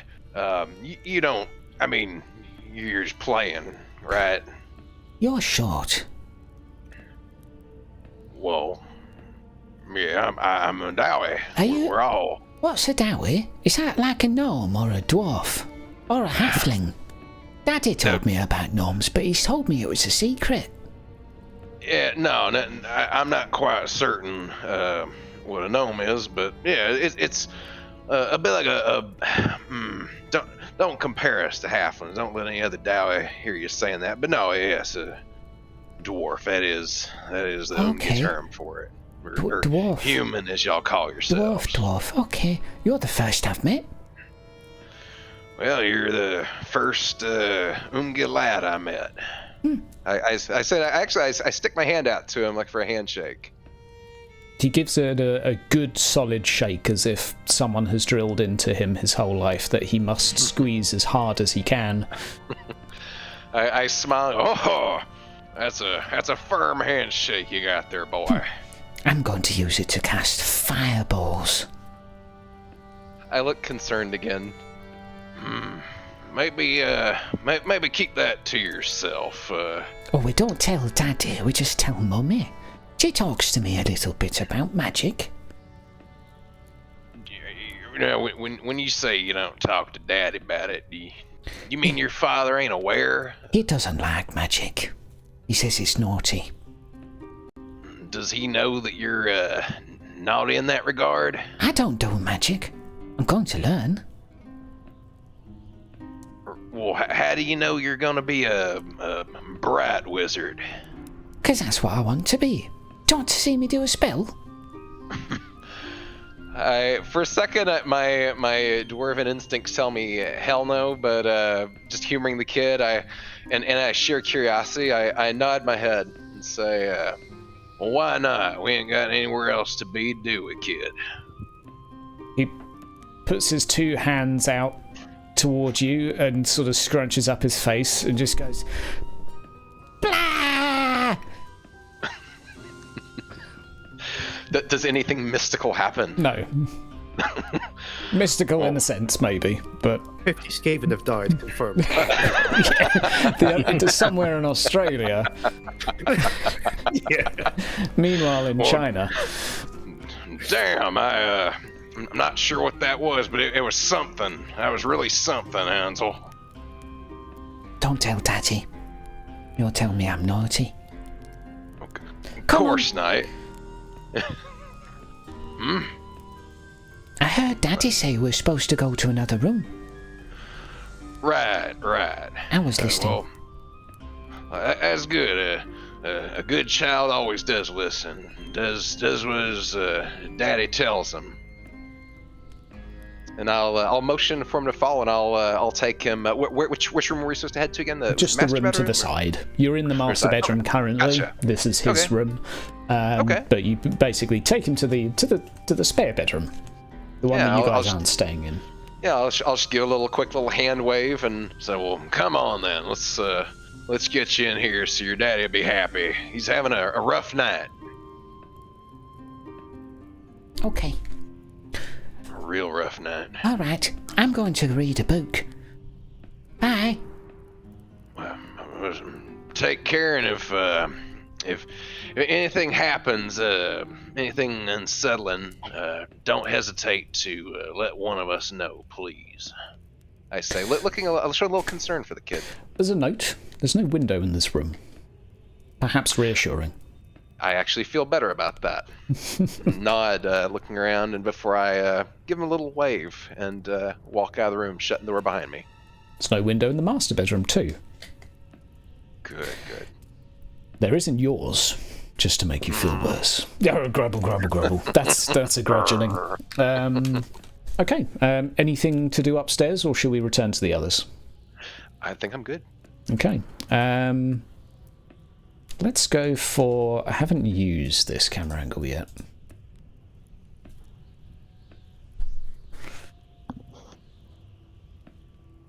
Gentlemen. You are downstairs. Gaspard, the child is being tended to for a couple of minutes while being bandaged, and she's... Do you mind carrying her? Is he asking me or Gaspard? Gaspard. Okay. Seeing as he's Andy. Bien sûr. Up to the main room. I do it myself, but my balance isn't so good when carrying. I will do it. Lay her on the bed. She'll be out for some hours, I suspect. Allez, viens, petit. She weighs next to nothing. Aye. And now a little bit less. He's sort of... Shalia. Yeah. He does a Shalia symbol as he says that. Like, someone out there, please forgive me. And you, Master Elf, anything that I can do for you? He his head cast down, his eyes staring into the contents of the ale mug, sorry, and just shakes his head slowly, without even looking him in the eyes. Very well. On the way down, did I notice the door being barred? Yeah, one of the doors is barred from the outside, which is odd. That's the only one. Okay. The rest are all open, unlocked, or slightly ajar. Okay, and I know that Calrentil earlier had mentioned something about there being another guest and him not wanting to be bothered, etc. It has been verbalized. Did it come up? Did Calrentil mention that the door was locked from the outside? I don't believe so. Unless Calrentil thinks otherwise. I did say that when he said, it's a guest there, and I said, a guest who does not wish to be let out. Okay. Okay, I Perhaps do remember implied that. then. Okay. Yes, it was right. Yeah, I'm going to as I rejoin the others, I'm going to be fairly quiet for a moment around Halman before I walk over and join Calvin at the table, keeping a little bit of distance between me and him. And I'm actually gonna reach for the wine from before, but then I'm gonna shake my head, give him a little disgusted look, and reach for the ale. At this point, damn, having a different drink than him. I'll pour my drink out into a little flagon and take a sip before looking Calrentel in the eye. Elgie, you said you saw that there's a guest up there. You didn't exactly mention that he's, and I'm saying this a bit in a lowered tone, more of a hushed voice. You didn't mention the door was barred. They got a prisoner up there. If you'd listened to my words, you would have known that I'd inferred and suggested it, but... Why But can't yes. you just say exactly what you mean, Elgie? Because you and I share something in common, that Reichspiel is not our primary tongue. We have different ways of talking. So, forgive me. But yes, it is barred. There's something strange here. A guest who requires his own privacy would not wish to be kept inside his room. This whole thing is so strange. I feel... And he basically rums his fingers on his temples. He shakes a little bit. I feel such confusion and distortion. Don't let this night get to you. Just stay focused on what matters. Staying safe, keeping our own asses living. Now, what do you say we do about whatever's up there? Whomever's up there. It can't be something that, well, now my mind's wandering. Your damn confusion's infecting me, Elgie. Dagmord. And I basically look up at him away from my mug. And basically lean over a little bit, because he's on the diagonal side of it, correctly. I think if you're here, then he's there. And he says, that girl went missing and lost a leg and almost died because I had a dream in which I was given an ultimatum that I had no choice but to make. A dream's a dream. It's not just a dream. What do you It's not mean? just a dream. I saw the... Oh, give me 1 second. Give me a moment, guys. 1 second. No problem. Gentlemen. Gentlemen. We'll return to Gaspard, who is... Sorry, you're I was back? No problem. Yeah. As you yes. were. So, yes, as I said, I had a dream. I was given an ultimatum, a choice I could not make. The boy or the girl. I chose the card. It's here. And I basically ruffle through my pocket and show him the card. Slide it over to his direction. I'll take the card and look at it and say, oh yeah, you were holding that when you woke up, weren't you? I assume that's the card. It's, It was from the man, the man who had the board on his chest. It is to my belief that that man is the one who wishes for his own privacy. But... Calentril, Yes. the picture of a girl is missing a leg. Do I notice this? Yes, you do. Yeah, I look very concerned when I see that, and then I look to the Elgie. You seen this, Elgie? I say, tapping right where the leg should be, very firmly on the card. I take a few moments to recollect. Then my eyes furrow. Damn it, dwarf, I've had enough of this. We've been playing this by their game, by this witch's game, by Helmut's game. And people, such as this little girl, has almost died. People die here. If we don't get answers our own way, then we may become victims ourselves, and I am in no intention of losing any limbs, lest all my life. I'm actually.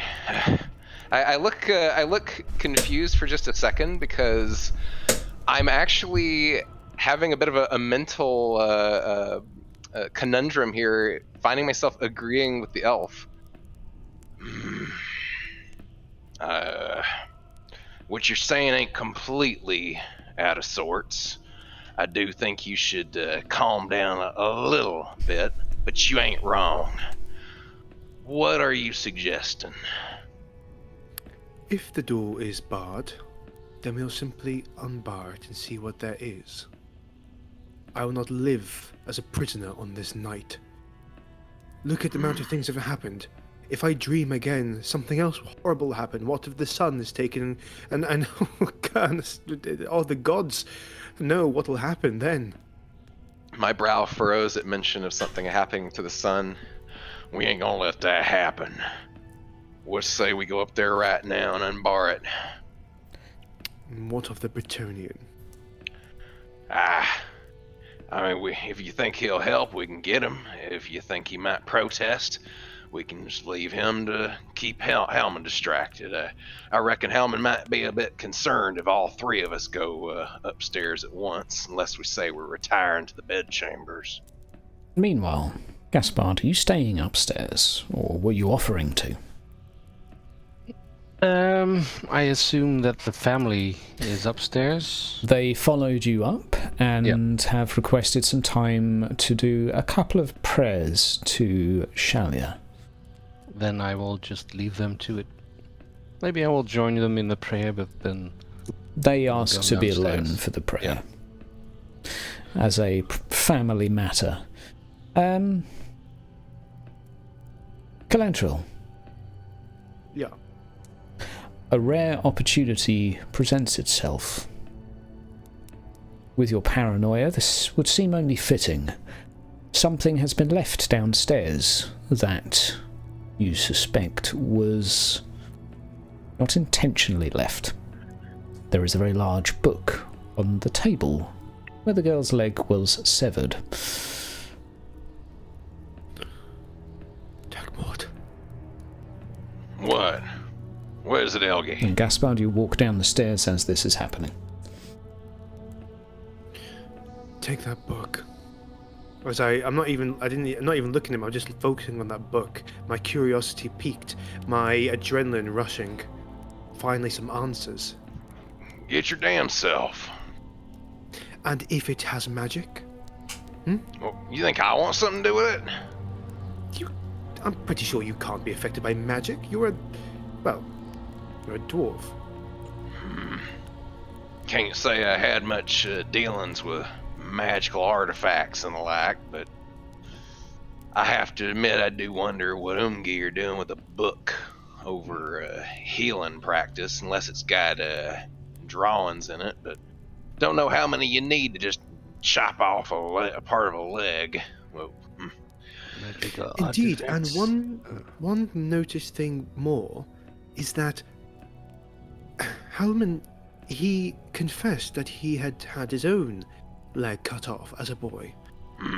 Why does he stay here? Why does a woman stay in such a dreary place as this? Who in their right mind, even I can see that no human would live in such a dismal place. Why are they here? Why are anyone here? No, Gaspard, you really ought to introduce yourself. Gaspard is standing there. When he went down, he went to the bar, and not bothering with a cup, he just took a bottle, and he's now putting the bottle to his lips and taking a big swig. A very big swig. Crept right up on us, didn't you, Gaspard? What was that about magical artifacts? Elgie thinks that book over there might be some sort of mystical hoodoo. Well, then go get it. Fine, I say, throwing my hands up in the air and actually roll my eyes and stand up from the chair and walk over to it. Fine, and I'll okay, geez, great. Mm-hmm. You can read, if I remember. I can. Okay. The book on the table has an unmistakable title. One that you don't perhaps hear so much in the Dowie tongue, but you speak Reichsbill, and you are more than familiar with the word witches. As your hand approaches it, there is a pitter-pattering upstairs. Someone is coming. My brow furrows as I read the title, almost about to touch the book, and I hear the sound upstairs, and I recoil my hand and spin back around, walking over to the table and picking up my ale, giving it a swift sip to act smooth, as whomever might be coming might notice me. Did you say you underarmed it? No, I was reaching for it and I recoiled. I'd assume they'd notice a big ass book missing. I mean, Now, Cal rolls his eyes as he comes back without the book. I'm a dwarf. I ain't a ninja. Well, fortunately, Dagmar, although you might be getting some nasty side eye from an elf, scurrying down the stairs is a lady saying, "Oh, the book. Oh, there. Oh, sorry, don't mind me. Nearly misplaced it." Oh, of course please not. do. What a rather interesting book. May I have a look at it? I'm quite a curious student of literature. It's best you don't. Family book. Oh, I see. Why do y'all live here, if we might ask? It seems a strange place to live, knowing what happens around here. We wanted somewhere quiet to settle. You could have found the Badlands. But why here? One or two score miles off of here would have been fine. We wanted to be far away from people. On a road where we could have some peace. Is this peace? Calamento will just basically raise a cup and just drink, just like in genuine humor at that comment the woman made. Damn, Umge. Shake Gentlemen, my head. And your peace is being constantly disturbed by witches and beast men and Lilith knows what out there. How is this peace? Your husband lost his leg when he was a boy. He said it himself, and yet he stays here. Why? What? We weren't What are you born doing here. here? We moved here. We liked it. And until now, it's been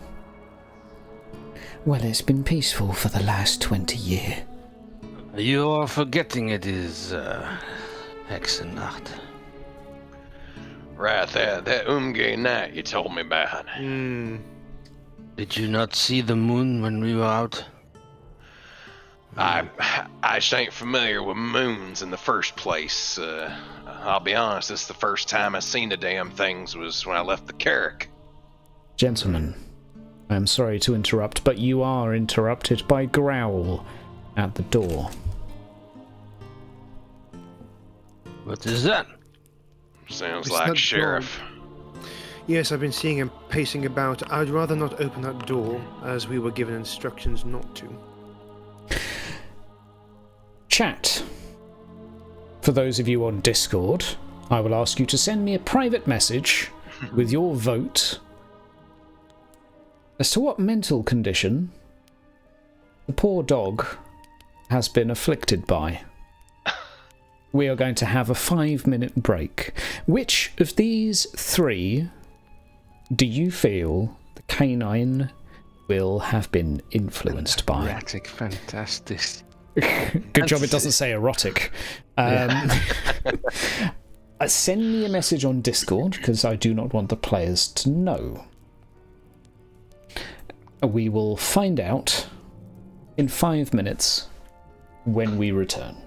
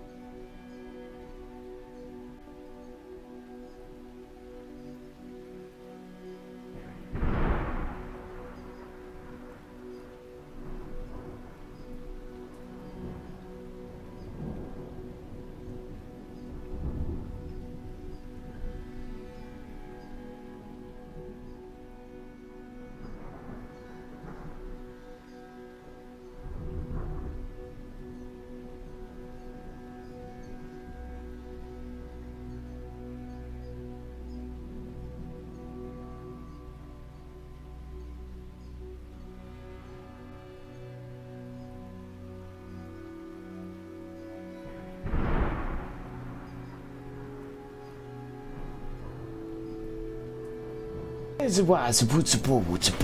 it didn't make you jump. Ladies and gentlemen, we're back.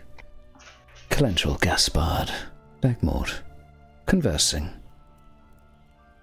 That is until there is a knock at the door and a growl, followed by a thud. Another thud. Sheriff, Oh. train the damn thing to knock. It sounds like he's knocking with his head. Rather vigorously. The way a dwarf might when he's trying to get into the tavern and as it opens. The I can relate. the bar on the door shudders. Doosh. Hold that door. Doosh. It must not come in. I'm gonna get up Summon and that doggy, you silly twat. No, Gaspard, I'm gonna move no. over to the door with He said Gaspard. not to, and I'm going to Wait, actually he run told up us to not to. Yeah, I'm gonna sprint over there. Yep, I'm going to sprint over there. Don't open it. Ah, good job, whining. He takes a swig of his bottle. Can we I was about to- interfere on this? You can try. You've got drunk Bretonian to contend with, so Gaspard. You two can do a challenging roll to try and get in his way. Gaspard, you've got a +10 for being slightly inebriated and realizing you're stronger than you thought you were, and more unpredictable. What do we roll? Well, you can roll whatever the hell you like. Tell me what you're doing. I'm going to put myself as a. Well, I'm thinking the dwarf is pretty strong, so I'm gonna actually just probably put a hand on his arm and just drag him back.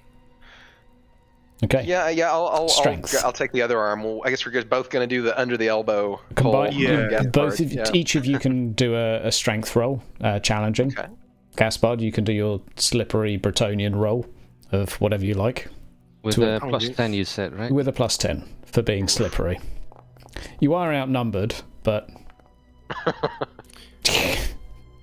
no chance. Our new alarms don't stand a chance. Yeah. Silly twats, get away! Don't! Damn, he's strong. I'm gonna let you in. With a warmth against your face from the breath of this beast, stood almost motionless for a moment, just looking at you, is a dog that sniffs you up and down for about 10 to 15 seconds. Come on, quickly now. Get in already. We gotta get this door No. shut. No. There's one final exhale before it steps inside, and for the first time watching all three of you, goes to lay down facing you and not the door. Facing who? All Gaspard? three of you. Oh, facing us. It's in the corner of the room, let's say, so it's just watching.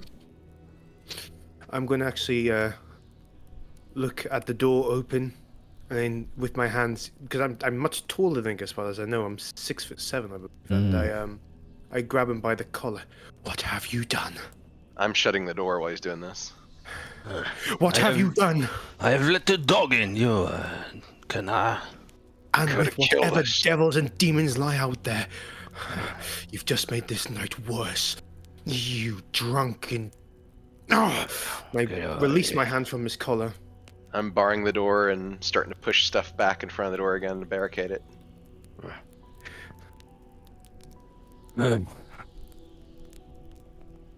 You did not have to sear foot closed, so shut your mouth and you can just go fuck your Fey Enchantress. Ah, you don't know what you're saying, Umgi. You're drunk. It's not my Fey Enchantress, it's yours. That watery harlot. Water harlot indeed, huh? Ha! At least on that we agree, huh? We agree on a lot more, Gaspard. More than either of us think we know. But the biggest thing we have in common is getting out of this night alive and unscathed. I feel my mind breaking. And this has now made it worse. Perhaps you should take a drink as well. Calm your nerves, huh? Yeah, I have this fine brandy. You can have it. After witnessing what you have done, I think I'll go sober for the rest of the night. Suit yourself. And Now, Oh, sorry, go ahead. what do you make of all this, huh? What is going on here? A witch in the woods. And the beast upstairs? Huh? Is that it? Yes, a Who war on two knows? fronts. We were thinking of finding answers for ourselves. These people are not telling us everything. You don't have to be able to have a keen eye and mind to know that. You don't have to be a witch hunter to investigate that.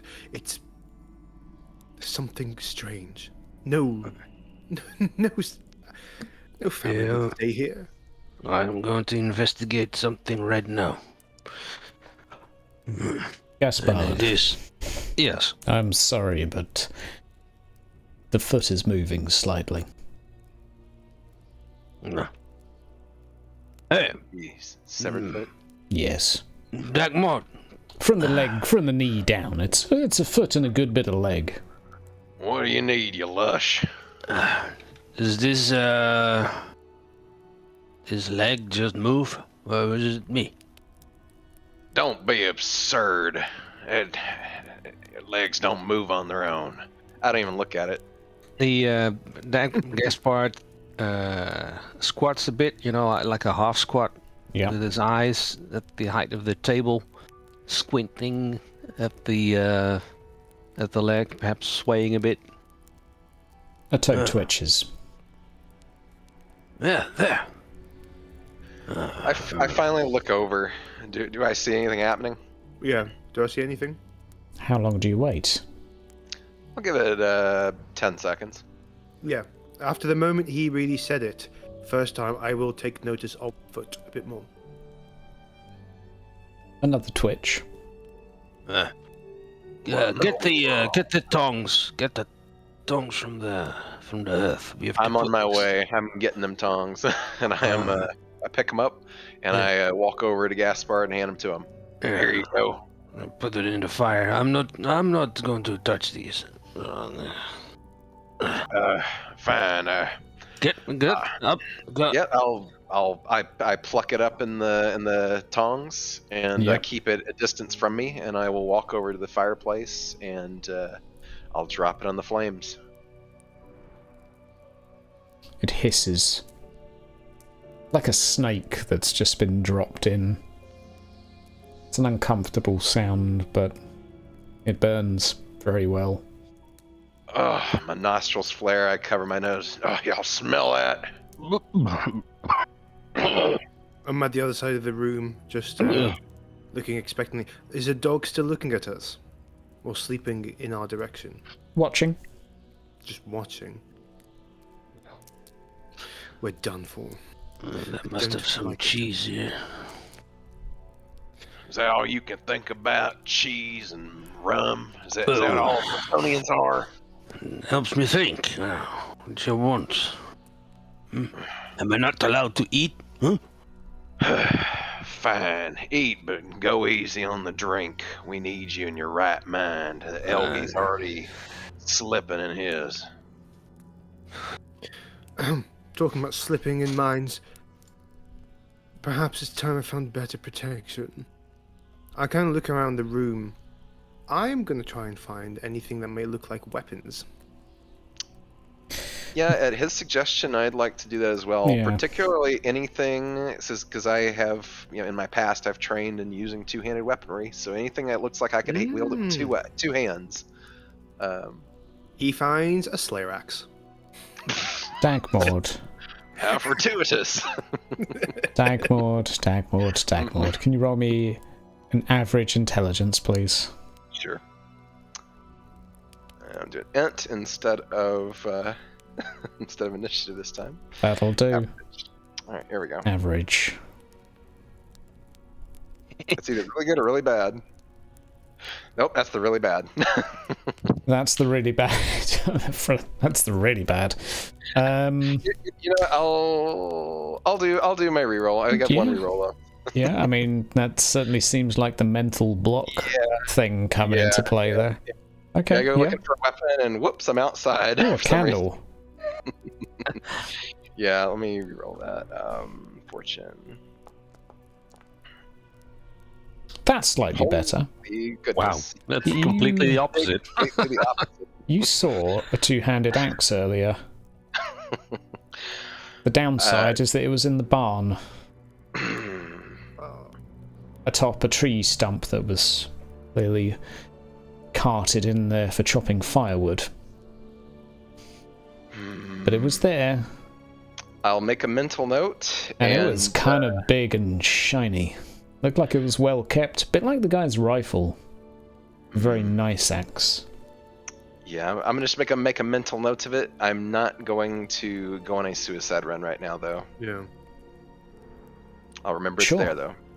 You also remember, because you suddenly decided to roll really well, a coat of arms in the master bedroom, a tabard, and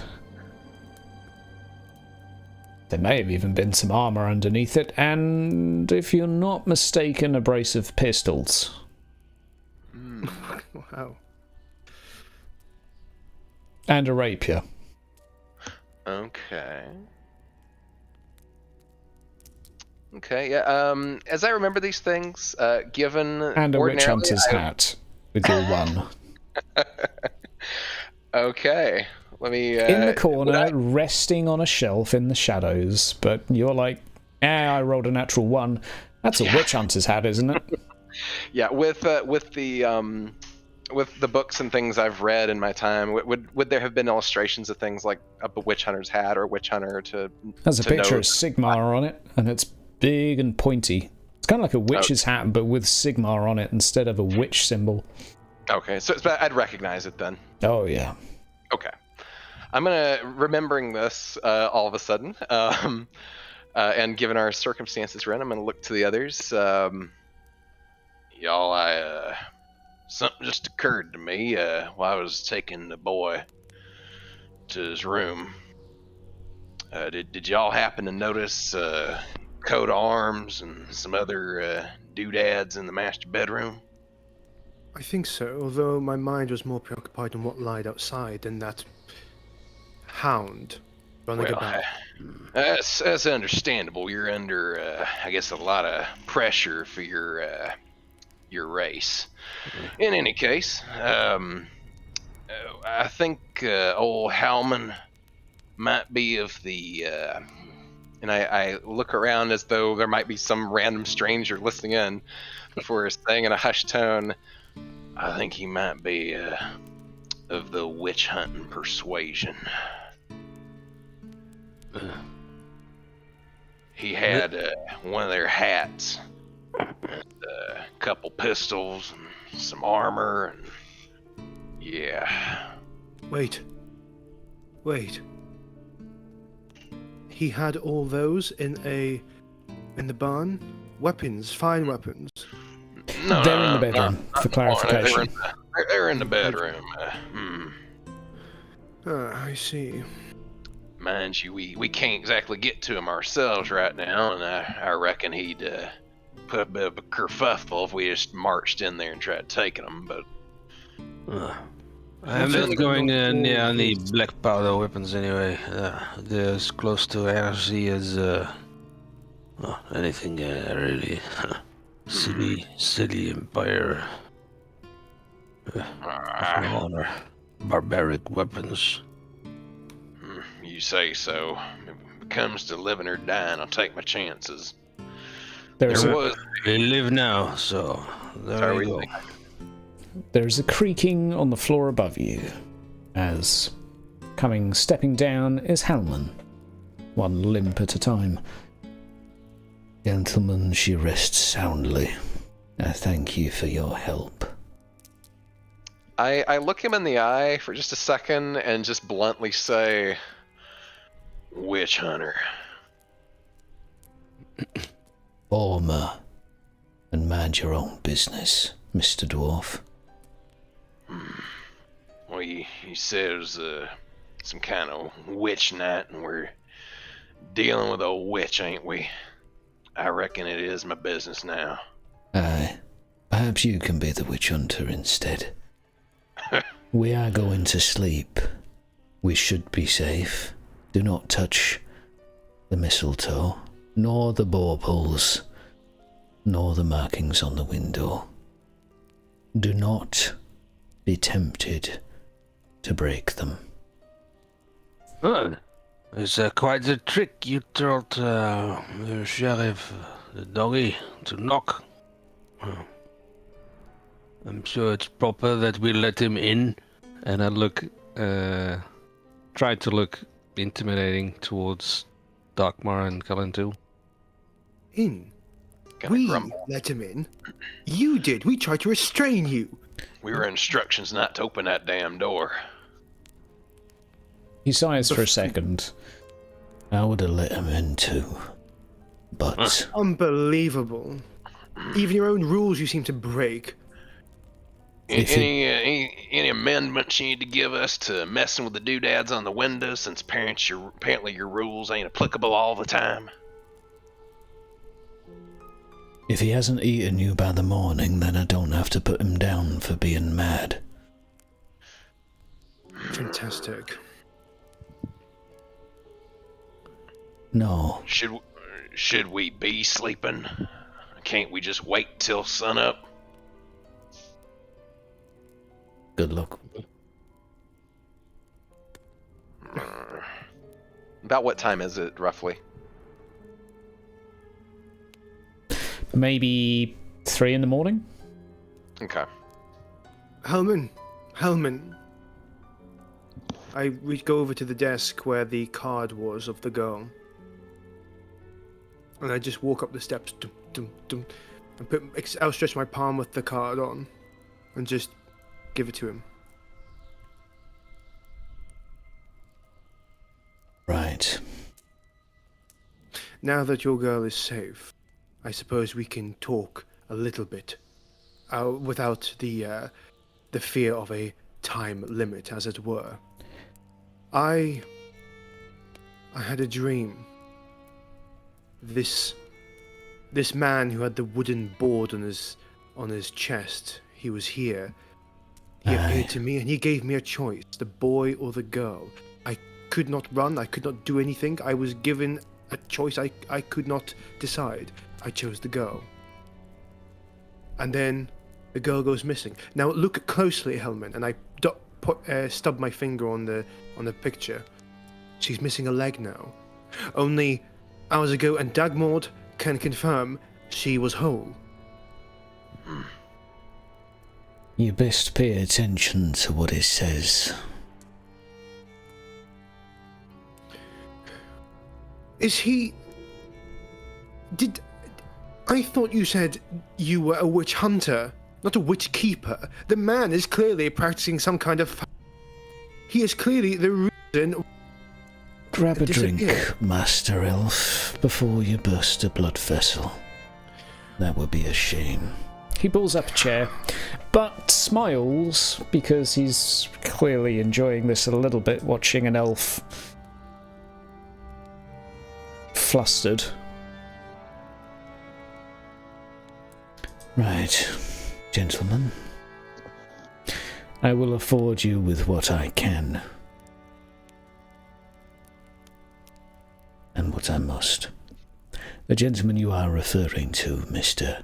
Calendril, is long since dead. I killed him many years ago, but he visits once a year. And because I owe him, I allow him to sleep here. Is he the guest in the bedroom? No. He gave you that card. Yes, he did. I would pay deep attention to what he says, for he first came to me in a dream many years ago, and thanks to him I found a child being eaten by a witch.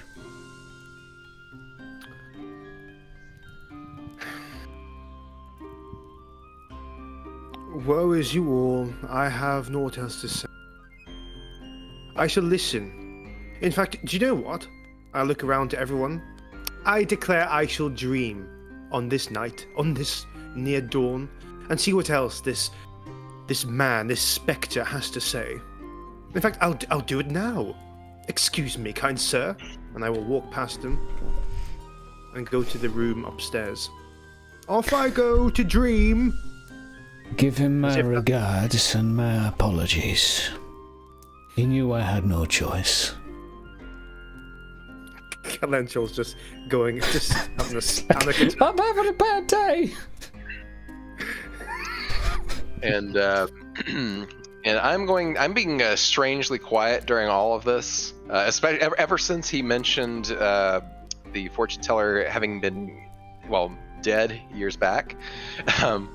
And at one point, whenever Calendril lets himself up and exits the room, I will wait a good minute before outstretching my arms over my back and acting a little sleepy. Is going, I think I need some rest myself. It is getting late. And I will stand up and start to walk toward the stairs unless they stop me. Nothing stops you. At this point, Halman had taken a seat downstairs. Help yourself to ale, for you'll be needing it. Yeah, and my intention as I'm going up is actually to I'm join sure. Yeah. I'm sure. You do whatever you do, sir. Yep. It leaves Gaspard and the dear father figure, Hellman, to a table with wine. I suppose you'll be wanting me to break out the cheese. That would be a fantastic idea, monsieur. My brother's told me enough about Bretonians. He's slept with enough of them. So it is your brother that is Aye. the sire of the little girl? He has a panache for the quaintness, he says, of the Bretonian fair ladies. They are the fairest of them all. You don't... Not so crude as the imperial ladies. They think they're all like princesses, you know?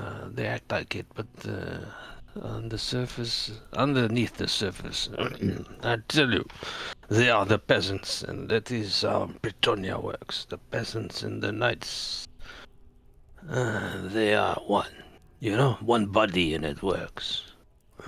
One day, sir, you will meet a woman from Ragland who sways you, for I did. And for she is a rock that you may rely on. I drink to that, sir. I'm not used to this undiluted wine. Perhaps I was a bit overzealous.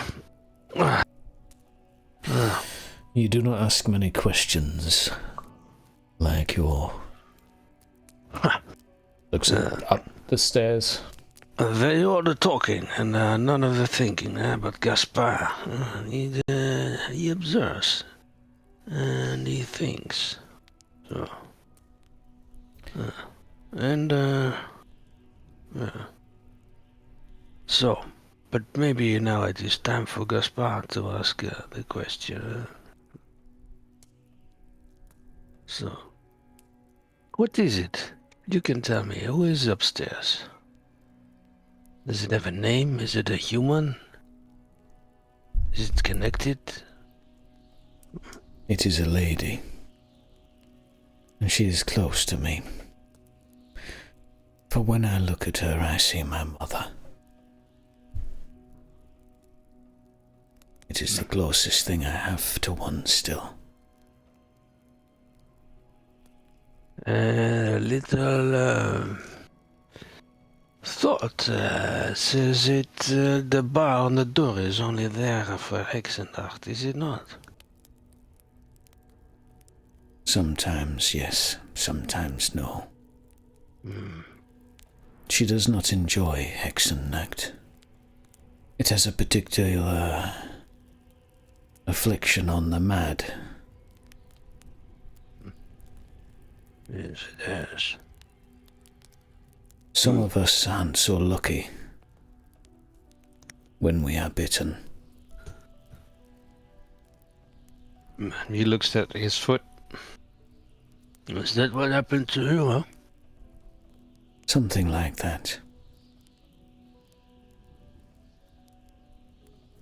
The details of the story of, let us consider them family business.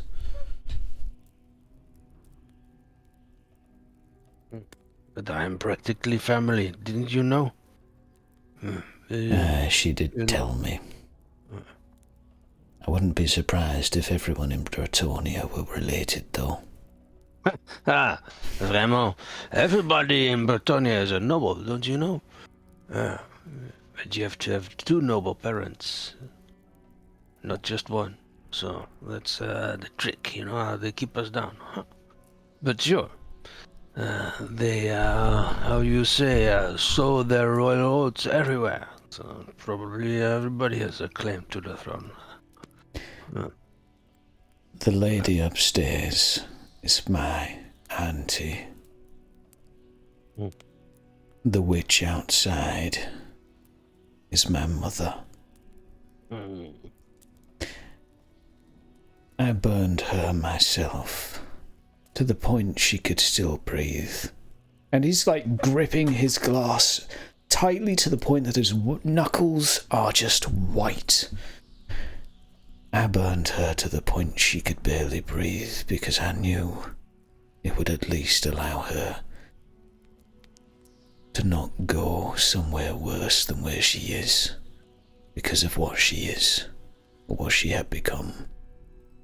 And I placed her in the ground under a tree, under a particular tree marked by a horseshoe and some particularities, and that has been our ward for the last 20 years. My mother were at least able to keep us safe. If, what do you mean? Safe from what? When you bury them in the ground, as such as we did, it is a ward. Thus Hexensnackt did not trouble us. Neither did any other spirit, neither did any witch. Evil had no place here. It was subdued to the point of being useless. See now. But then it was fate. Because Le Petit, she found the place. It would appear that she decided to toy with it. I told her very firmly to avoid the trees. But as there's one thing I've learned of Bretonian ladies, You tell them to do one thing, and they will do the opposite. I can vouch for that, yeah. So, my mother is out there. Looks at the window. And that is my auntie up there. Now this is a family matter. And I would appreciate your discretion. I have afforded you as much because maybe you are family somehow. Mm-hmm. I thank you for your trust, monsieur. And he will make like a locking sound in front of his lips, throwing away the key. Now, I am to bed. This is late. Yeah. I will professionally pass out at some point here. Stay away from the windows. Do not disturb the salt. I got your doggy here. I think Yes. he will either eat me or wake me up. I hope I do not have to put him down, but we will find out in the morning.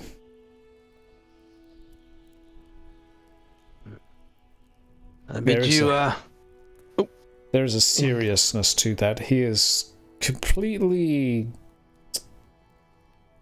He really means it when, like, maybe this dog's gonna eat you. But if it doesn't, then at least I don't have to shoot it. Good night. Help yourself to as much cheese as you like. Merci, monsieur. But mind out, it gives some awfully bad dreams. I'm used to that.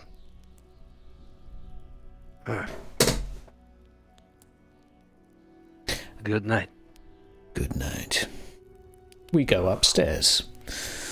To a bedroom now. Unless there is particular snoopery Gaspard is up to. Or is he just drinking and eating himself to rest?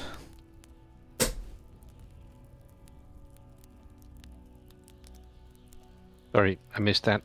Is Gaspard doing any snoopery after Hellman goes, or is he... No, he is sitting there, gradually emptying the bottle, and as indeed he said, professionally passing out. But he will at some point, so,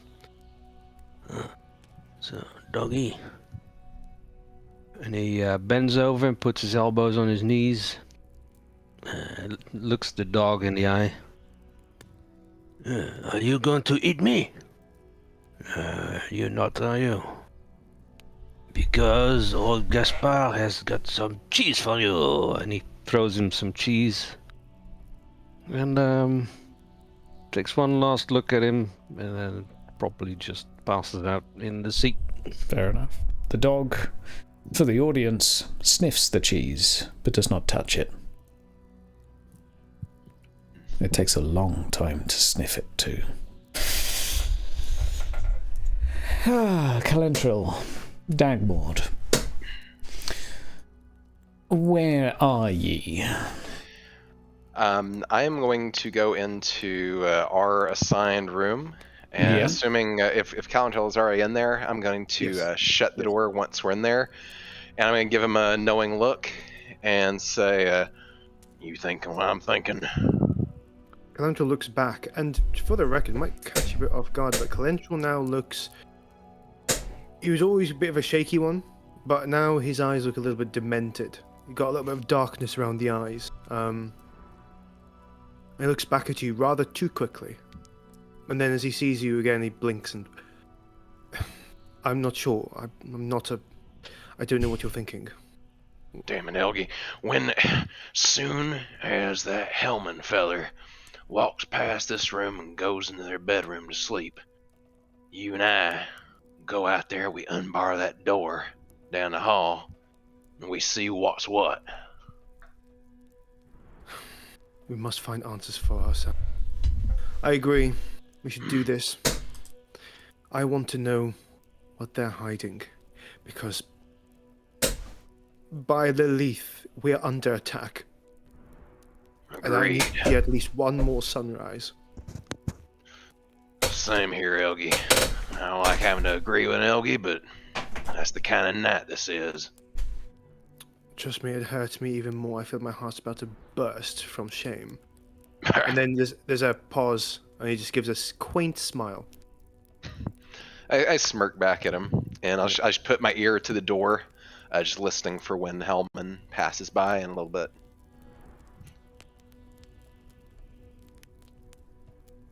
I assume he passes by because Mr. Hydra is AFK for just 2 minutes. Okay. Oh. Yeah. We'll go ahead and I guess we'll go for it. Once he passes by the door, Yeah. I'll look to Calantril, give a slow, solemn nod, and I'll say, "I think that's our cue." I say, licking my lips. Indeed it is. I get my short spear out. Oh, and then he puts it quickly back in, and says, well, I'm sure you'll know how to do this quite deftly, so I'll follow your lead should anything happen. Certainly, and if whomever's in there, I doubt they're gonna be needing any kind of spears put to them or anything. If things do get out of hands, though, I reckon we Yes. should use our fists. Yes, I'm no Wildwood Ranger, but I'm sure I can be pretty savvy with a short spear if things come to blows. Or with our fists. Right. Well, I'll hold you to that if it comes to it, then. And with that, I will very gently take hold of the door handle, very slowly open it, and I'll actually I'll look to Calantril, and I'll do a very gracious, overacted flourish with my hand and say, "After you, Elgie." I just roll my eyes. How kind. Walk out. And I will follow. Step outside. Thank you, gentlemen. Yep. You are greeted with a door. A thick door. The oak bar is perhaps 2 inches thick. It would be hard to break through it. Okay. And just in case you missed it while you were away, we did wait for Hellman to walk past and go into his room. He is in his bedroom. Cool. And so, does the bar look like we can just lift it? Yes. It is a simple bar, barring the door shut. Okay, Yeah. so I'll give one last look at Dagmord, like, you ready? I'll nod back at him solemnly. So we'll quietly lift the wood from the bar of wood, and I will beckon Dagmord to get to just in front of me, like exactly in front of me, so like his head's probably like on near my waist. Because what will happen, and I'll probably whisper this to Dagmord, basically we could just peer in, just with our heads, Yeah. just 2 heads popping out and popping back in just to see what's there. So I lift Reasonable. up the bar and slowly, quietly open the door so our heads can just peer in. We'll do the vertically stacked peek around the corner. Yeah, that's what I was thinking, yeah. Okay. There's a room inside. It's Grimgor. Not quite. Sorry. There is a candle in the middle. And someone sat on the floor facing the other direction with some sort of robe covering them. You cannot make out the details. I just look up at Calantril, a little bit confused. It's my face just kind of has that look as though I expected something more. Yeah. You see that same look of dismay, I suppose? Disappointment, really. Is it a woman or a man? They're facing the other direction. It's can't really see. very, very hard to tell. They have large frame, small frame, Medium. medium. Okay. I look at Calentral questioningly as far as to see what his thoughts are. I shall actually take out.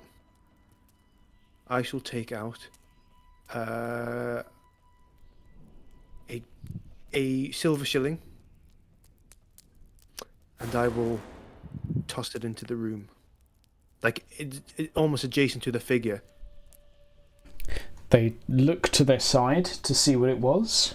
Noticing it's a coin, they look back to whatever is in front of them. I just look back down at Dagmod and shrug. I shrug, yeah. Yeah, I whisper, "Do we go in?" I will just give a nod with a raised eyebrow. Give a nod. In that No. case, I will. I'll push Ignore the door all the way dramatic open. crescendo, please. Yeah. Yeah. It's the end. Right. So, I'll Yep, push I the will door push- slowly open, and I'll move in front. And I guess I'll do a stealth roll. I'm Sure. really yeah, great at that. I'll just Let's stealth. have an average stealth roll. Mm-hmm. Stealth, Dwarves are stealth, great stealth. at stealth.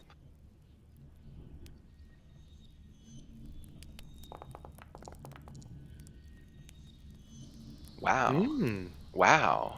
Mm. Wow! You are stealthy. You are stealthy. You sneak inside. Figure on the floor doesn't seem to move, though, at least not in response to you. They are twitching slightly. They are looking left and right a few degrees. Perhaps paranoia.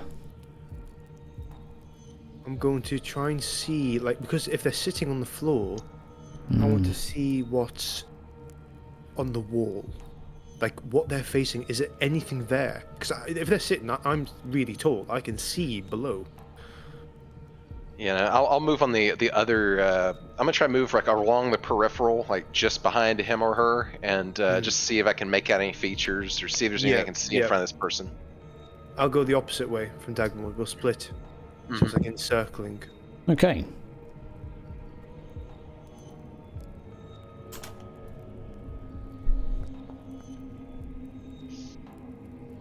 That's not a great perception roll. So both of you are able to get to the point you can see the side of this lady's face. You can see from the shape of her figure, the hair, the nose.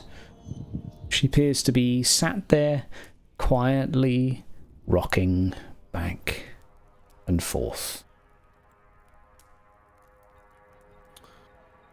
I just look at Dagmar. Yeah, I'm looking back at Calentral at this point, and I look very confused. I shake my head, doing this little shrug, like I'm not speaking, so we're trying to be quiet, but it would be pretty obvious that why is the I say I mouth the question why, you know? Yeah. Like, why is she being held here? Yeah.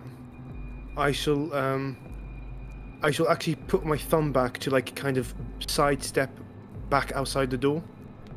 I'll Quickly, nod and I'll tactical go retreat. back with him. One Yep. more stealth test, please. Same again, Yep. gentlemen.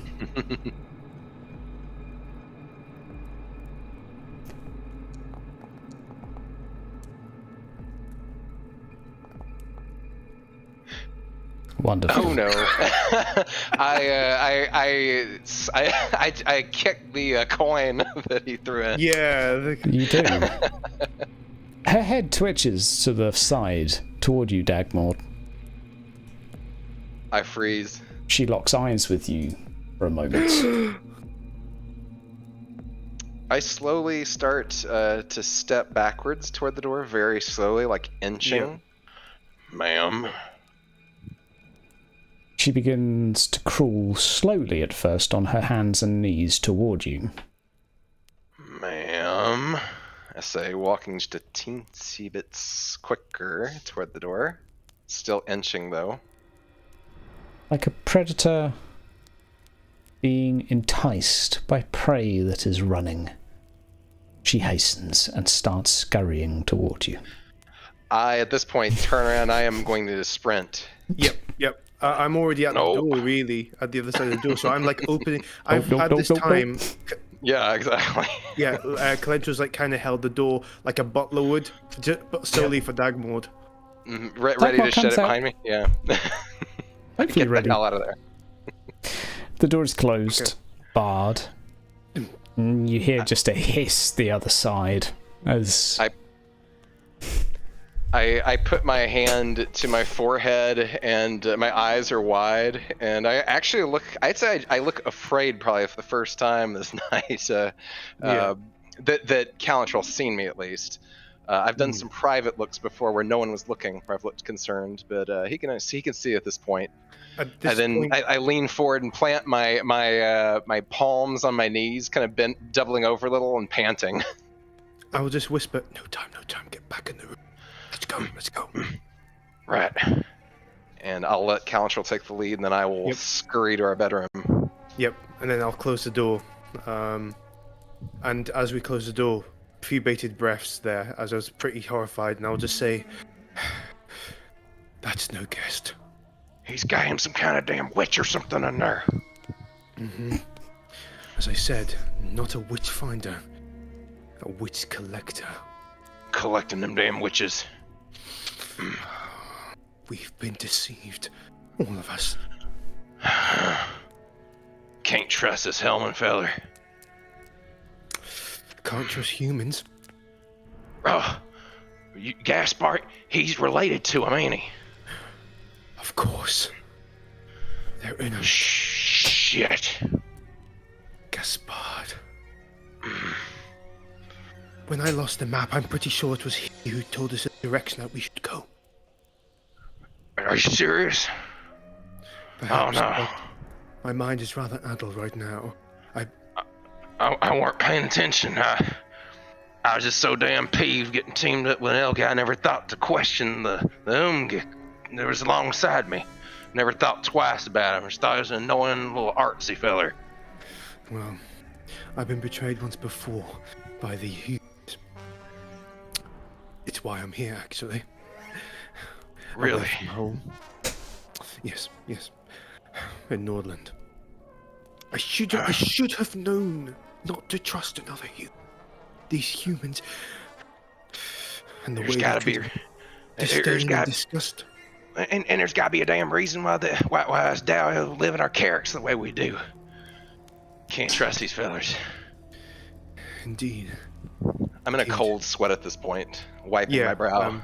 Calentro looks more demented because I said he is suffering from severe paranoia. But Calentro, now, yes. you've been lied to a lot this evening. What if the salt is the opposite of what has been said? What if it's not to prevent evil from coming in? What if it invites it in instead? I'll give you the option, and you can make whatever roll you like to remove a corruption point to disturb the salt on a window. What role would that be? Oh, whatever you like. We could do a cool test. Cool, yeah, I'll do cool. Challenging? Yeah, a fail might be that this temptation perhaps seems rather inviting. You have been lied to a lot after all, so clearly the salt does not do what he says. I will say it can be overridden with a resolve if you feel that it is something you would man up to, but... Yeah, I'm going to try and do that. I haven't actually done that 2 sessions. I'm going to do a resolve. Okay, so there is a strong temptation in you that you have been lied to quite a lot, and you have been told explicitly not to disturb these things, so your mind darts to what evils they may be inviting. But as your finger approaches some line of salt on the windowsill, you can resist the urge with a resolve.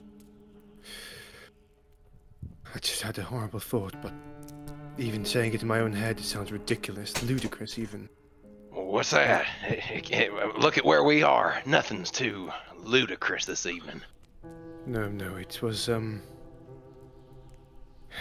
oh... Dagmord. I want to go home. I want to go home, but I can't. Unlike you, I can't. I have no home to go to. What's that supposed to You mean? want to know why I'm going to Cathay? Do you want to know? I reckon you're about to tell me. Sure. Exactly. The reason is there is no reason for me to go to Cathay. Nothing. I'm a wanderer. That's all I am, an outlaw. Outlaw. Yes, 26 years ago, in the human years, I don't know what the ones are, but 26 years ago, I was sent, along with some others, to get rid of some illegal settlers, northern to our farm. But they seduced me with gold. I was weak. They found out that I had been helping people, these illegal settlers, to smuggle. I guided them through the forest, allowed them to smuggle red bark, and they would take it. I was found. I was brought before the elf queen due to my more than noble, well, slightly noble birth, and I was not given a death. But they swore that if I ever were to return, that I would die, and that they would have a hunt. I was to leave the Empire a certain amount of years, 50 years or so, and they would be hunting me. A game. I turned into game. So, yes. From then on, I am landless. I'm a landless, lordless elf. Well, Inyar. But, I want to go home. This place has now made me feel more homesick than ever before, and just to see it again. There's a clear look of surprise on my face. The longer he tells me the story, I am just kind of surprised that you actually confide this in me. But given what's happening this night, I'm kind of starting to understand. And I say, well, I guess outlaw is right. And afore tonight, I'd have nothing but horrible things to say to you for it. My kind don't particularly take, well, we don't take too kindly to people making off with our goods or being bribed. But, well, I seen some things tonight, and I just can't quite care that much about those sorts of things. What we got hanging over our head, with a witch down the hall and a witch outside in the snow, and who knows what happened to that dog down there. Indeed. So right now, I just don't rightly care. I know. It's when we were outside, and I went into the woods alone, and two of my oldest friends were friends. One of whom I remember, Sothriel, I was to wed. And I saw them. I saw them try to kill themselves in front of me, and it just brought a lot of memories back. I cross my arms over my chest and look away for a second before I interject. Really? Well, I saw old drinking buddy of mine from the Carricks out in the barn. Oh? Yeah, it's the damnedest thing. At the time, it only seemed a little strange, but the longer I think about it, the more impossible it seems. Us and the Carricks, we generally never step foot outside. We born and we die down there. But this feller, he's just out there having himself a drink, I suppose, or you say he got in there to stay warm. That don't make a lick of sense. And now you're telling me two of your old Elgy pals are hanging out in the woods. That don't make a lick of sense, neither do it. We're being played for fools, Dagmord. Fools, I tell you. And what's more, you told me that he has a stash of weapons here, an entire stash. What if they're not all his? and he ain't using them, and he ain't told us about them neither. Exactly. He's not... This is all some game. They probably trap people like us here, and Gaspard must be some kind of lure. Why else would he so conveniently join us? You think they're hunting non-humans or something? I'm not sure, but we must be on our best guard. I have confided in you, Dagmord, and you confided... I shall say on this night, let all of our misgivings to our kin be postponed until we can think straight once more. I say we work together and be wary of everyone here. What say you? I furrow my brow and I look away for a second, then to the floor before I growl, and I actually turn and spit on the floorboards. We're saying, "Oh, damn it. Fine. This is just one of them nights, ain't it? I'll, you know what? For tonight, fine, but tomorrow I'm giving you all sorts of shit."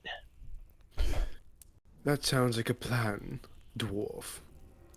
Now, please do get off the bed. My place here. I will, I'm kind of sitting on the edge, just do a little hop off on the floor. Say, help yourself to it. I'm actually, you know what? I'm gonna, maybe you get you some sleep. I'll stay up, and we can take shifts watching. Somebody stay awake at all times. I don't trust that damn Ungi, and I don't trust whatever's outside neither. How do we know what's gonna happen when we fall asleep? Calentor's eyes closed, already resting, says, Is it back turned to you whilst he's talking? Well, he says, oh, well, who knows? But I'm going to have an appointment with a certain wizard, or whatever he is, who saw my dream. Oh, that damn ghostly whatever. Indeed. Be careful of that, Calrentil. I say, that being the first time I've actually probably said his name. Mm-hmm. I've just noticed that as well. Wow.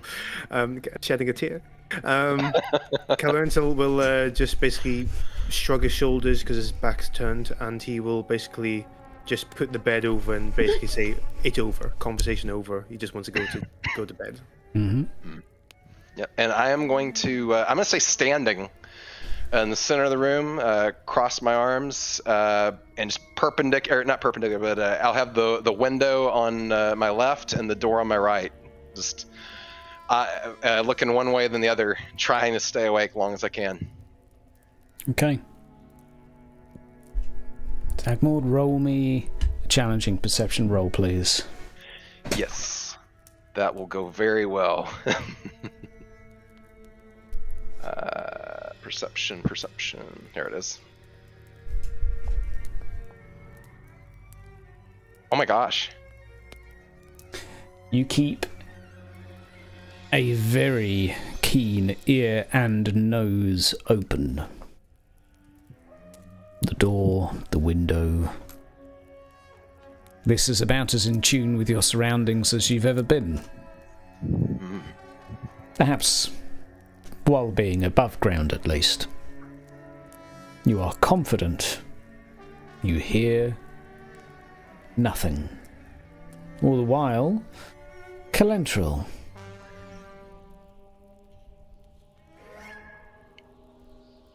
You are alone in your room. The same room you have fallen asleep in. Dagmard appears to be gone. You are aware you're in a dreamlike state. That much is rehearsed enough.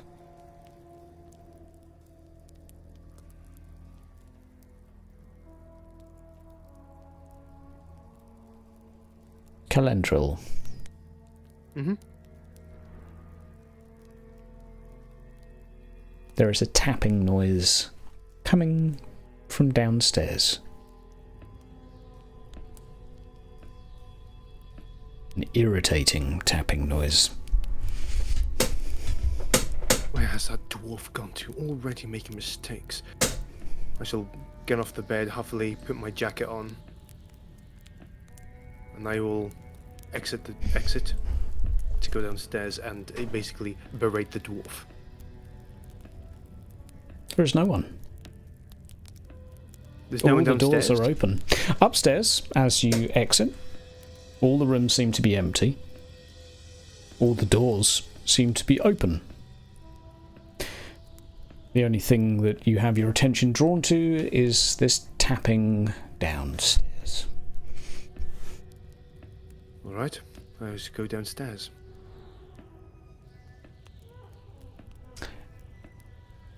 Unsurprisingly, there is someone sat in the corner, leaning very comfortably on the back of the wall, sat on a box, tapping on his sign.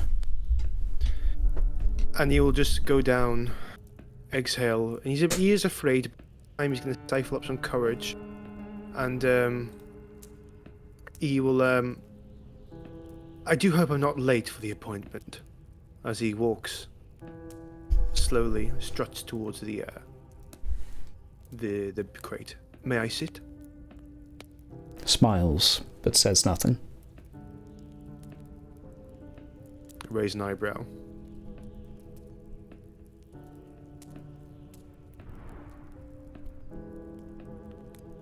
Taps his sign repeatedly, tapping the number 3. 3 pennies for a fortune. I shall actually laugh a bit in my. Even my dreams, I'm robbed. I shall hand him 3 pennies.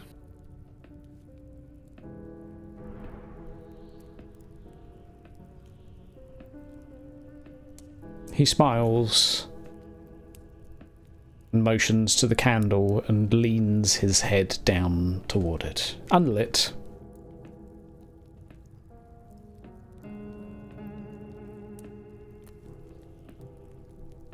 Okay. Do you lower your head with him? Ah, right. I look at him confused, but then I will slowly lower my head. He flicks his coat back over the back of him and over the 2 of your heads, giving an uncomfortable silence, but for an elf it doesn't seem all that long. Mm-hmm. The candle flickers and illuminates your 2 faces. He smiles crookedly. Ah, yes. The Night of the Naked Witch. 4 witch hunters have appeared in Kislev. The name of one might be violence, the others regretfulness. The first has falsely beheld me. The second may fear me. The first shall conspire to the destruction of others. The second shall be governed by false senses. Licks his lips for a couple of seconds. My hunger grows.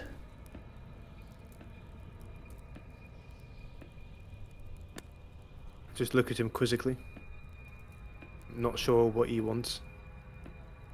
He looks like he's waiting to see if you're waiting for anything. And smiles after having no question in response. And looks down. Your 2 heads 8 inches from each other, but beneath your face 4 cards. Must pick 2 cards.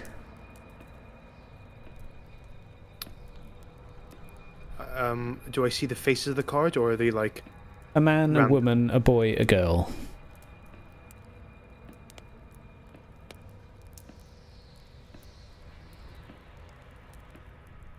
I'll take the man and woman.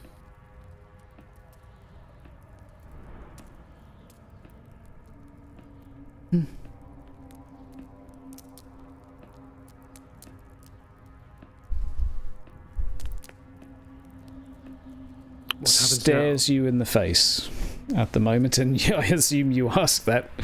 Yes, yeah, I do actually say, what happens now?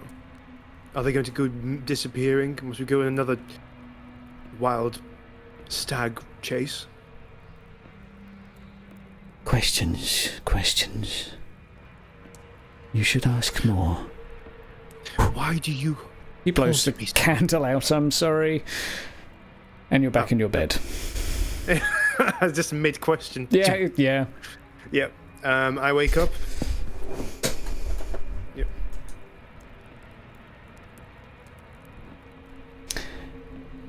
There is a dwarf stood there.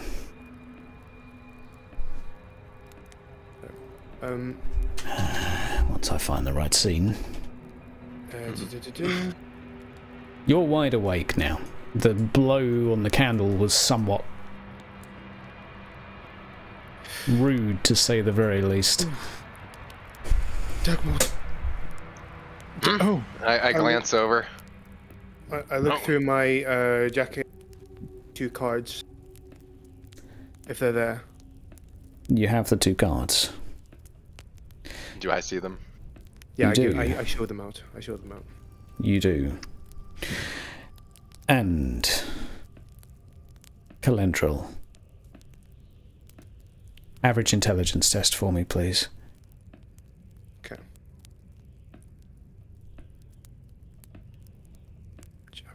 I'll just be walking over closer, looking concerned as I see him holding cards.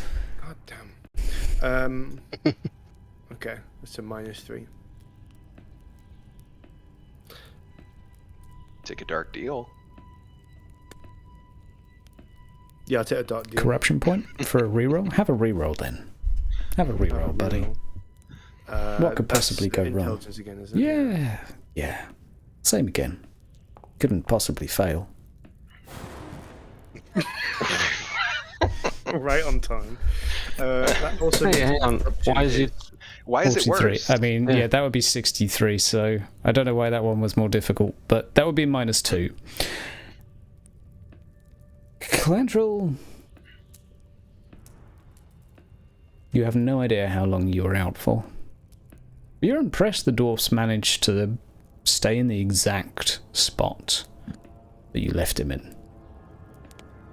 Like, he's not moved an inch. How long was I out? How long was he out? From your opinion, Dagmord? Fuck you, music. I would say 10 seconds. It ain't been a minute, I reckon.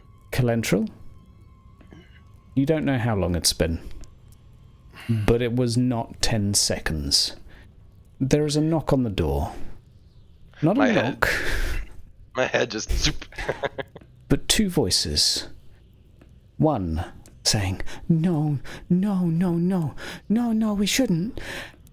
The other, a kick as the door flies open. A man with a rapier in his hand. My children are missing. Which one of you touched the damn baubles? And we will return next week. Right, that's it. Next session, we're killing him. I'm sick of this. I'm not playing this game anymore. I'm literally just going to tag it, just stab him in the eye. Oh god, he's stressing me out now. Yeah. Well, you might not have to kill him. He might help and kill you No, first. I am. My corruption is 6 out of 6. I am. I've got an excuse. Okay, well, good luck. Good luck with your 1 reroll. Aren't we supposed to do some more corruption rolls now? Yeah. My Okay. corruption is 6 out of 6. We've got a bit of a backlog to go through, so let me just go ahead and load on up my tokens here. So I think I gave. Oh, good lord. Sorry, not sorry in advance, but talents. I gave it to as a trait on someone to make it easier to find, but now I can't find it, so we'll just go corruption this way. Okay, so You can drag the trait to your macro bar, I think. and yeah, then I keep giving it to this guy. Oh, it's because it's dragging it to his token. His token's not saving. Dick move. For the girl's leg, everyone involved, please click resist. Cool. Okay. Is that that's challenging, right? It's always challenging. Okay.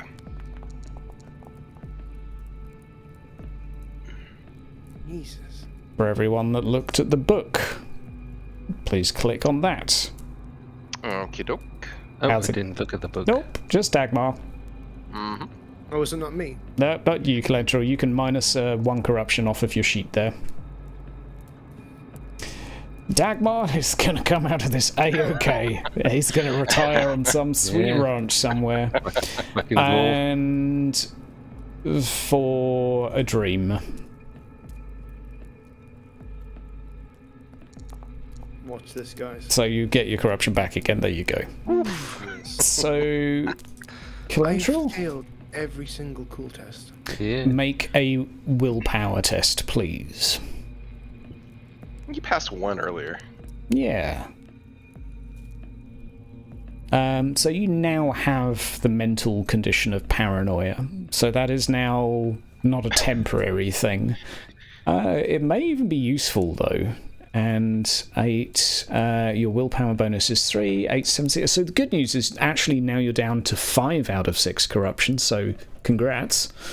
So now you only need 1 more and you'll get another condition. We'll find out what that is at the beginning of next session. The others are still working toward their first. I just become Nurgle. That's it. Yeah, you're getting there. Punish. I mean, Dagmar's Right, like, give me one moment, I'll get a fuck call, you, one corruption, I'm still on 0 out of 10. I do this shit all day. Well done, players. A little bit longer tonight, but well done Worth for hanging into our grim and dark session. And I know it was a little railroady at times, but also you guys did smashing in the bits between where you were given some free reins to follow breadcrumbs, perhaps. Mr. Love Matt, you mentioned some light bulbs going off or some exclamations. Yeah, when you're talking about the when Hellman's talking about it being his aunt and the mother, it was like, oh no. Yeah, I was just repeating, oh no, at each revelation. No, It's just like, no. Top stuff. It's Well, just so dark. yeah, well done. I love it. Well done for everyone for hanging on in. I am almost certain next session will be our last for Hexensnackt, and we will see what happens. It may even be a very brief session as Calentral is stabbed in the face. And the dwarf probably just doesn't give a shit because he passes his cool test. We shall see. I'm curious. Any closing remarks from chat or from the players? Anything that you guys want to dwell on? It's freaking awesome. Yeah, did the people notice that I think it was a dog in front of the window? Yeah. Maybe. Maybe. I noticed it at a point and it sort of startled me because I'm sitting here in the dark actually. Yeah. Like what? What the fuck? I will say each map has typically something in the darkness that's moving, if you look for it. Not all of them, but some of them. And others just have something that might look a little bit like a hand that's at the top of the stairs looking down at the players. But maybe it's not. Maybe it's just a slipper someone left there. Yeah, I like the maps. I had fun with them. Thank you, Yoris, and well played, my man. I'd love Gaspert's interaction with everyone. He didn't get to talk to his little Bretonian lady, but she's out cold. Yeah, she's out cold. I know that was dark, but you know we had to set the tone a little bit because It could have been a lot darker. well, what I guess Like if we'd done worse, we could have found her a little bit left over. I think it would have been easier for her to have been eaten than for her to now be an amputee that you cut the leg off of. Well, I don't know. I don't know if there's some grey lines there, but yeah, I guess we pulled a bit of a Walking Dead, but that's okay. Children are fair game. At least they are in Italian horror films, so just ciao ciao. That's apparently the rules. Italian horror films, kids are fair game, whereas the US, nope. So, Calentral, well done, my man, for your continued paranoia. I like that. I think he's on mute. He's just having a bit of a bad day. It's okay. We'll let him. We'll let him Speaking snooze. gibberish in the corner. I'm looking forward to the beginning of next session, finding out what his first condition might be, and I think Gaspard's getting there though. He's 3 out of 10, right? Yeah. Yeah, he's not too far away, and you guys have... And I think Hellman still has my spade, so I only have a weapon right now. Yeah. You guys have started to unravel the mystery, so we'll see how you get on. And... Well done, Mr. Matt, a.k.a. Mr. Dwarf, a.k.a. Dagmort. That's some good dwarfing you did today. Yeah. Thank you. I had a blast playing. So, yeah, hats off to everyone. And yes, everyone did great. I will see all you viewers next week for our finale of Hexensnackt, and you're all beautiful people. See you soon. Bye-bye. Thanks for watching.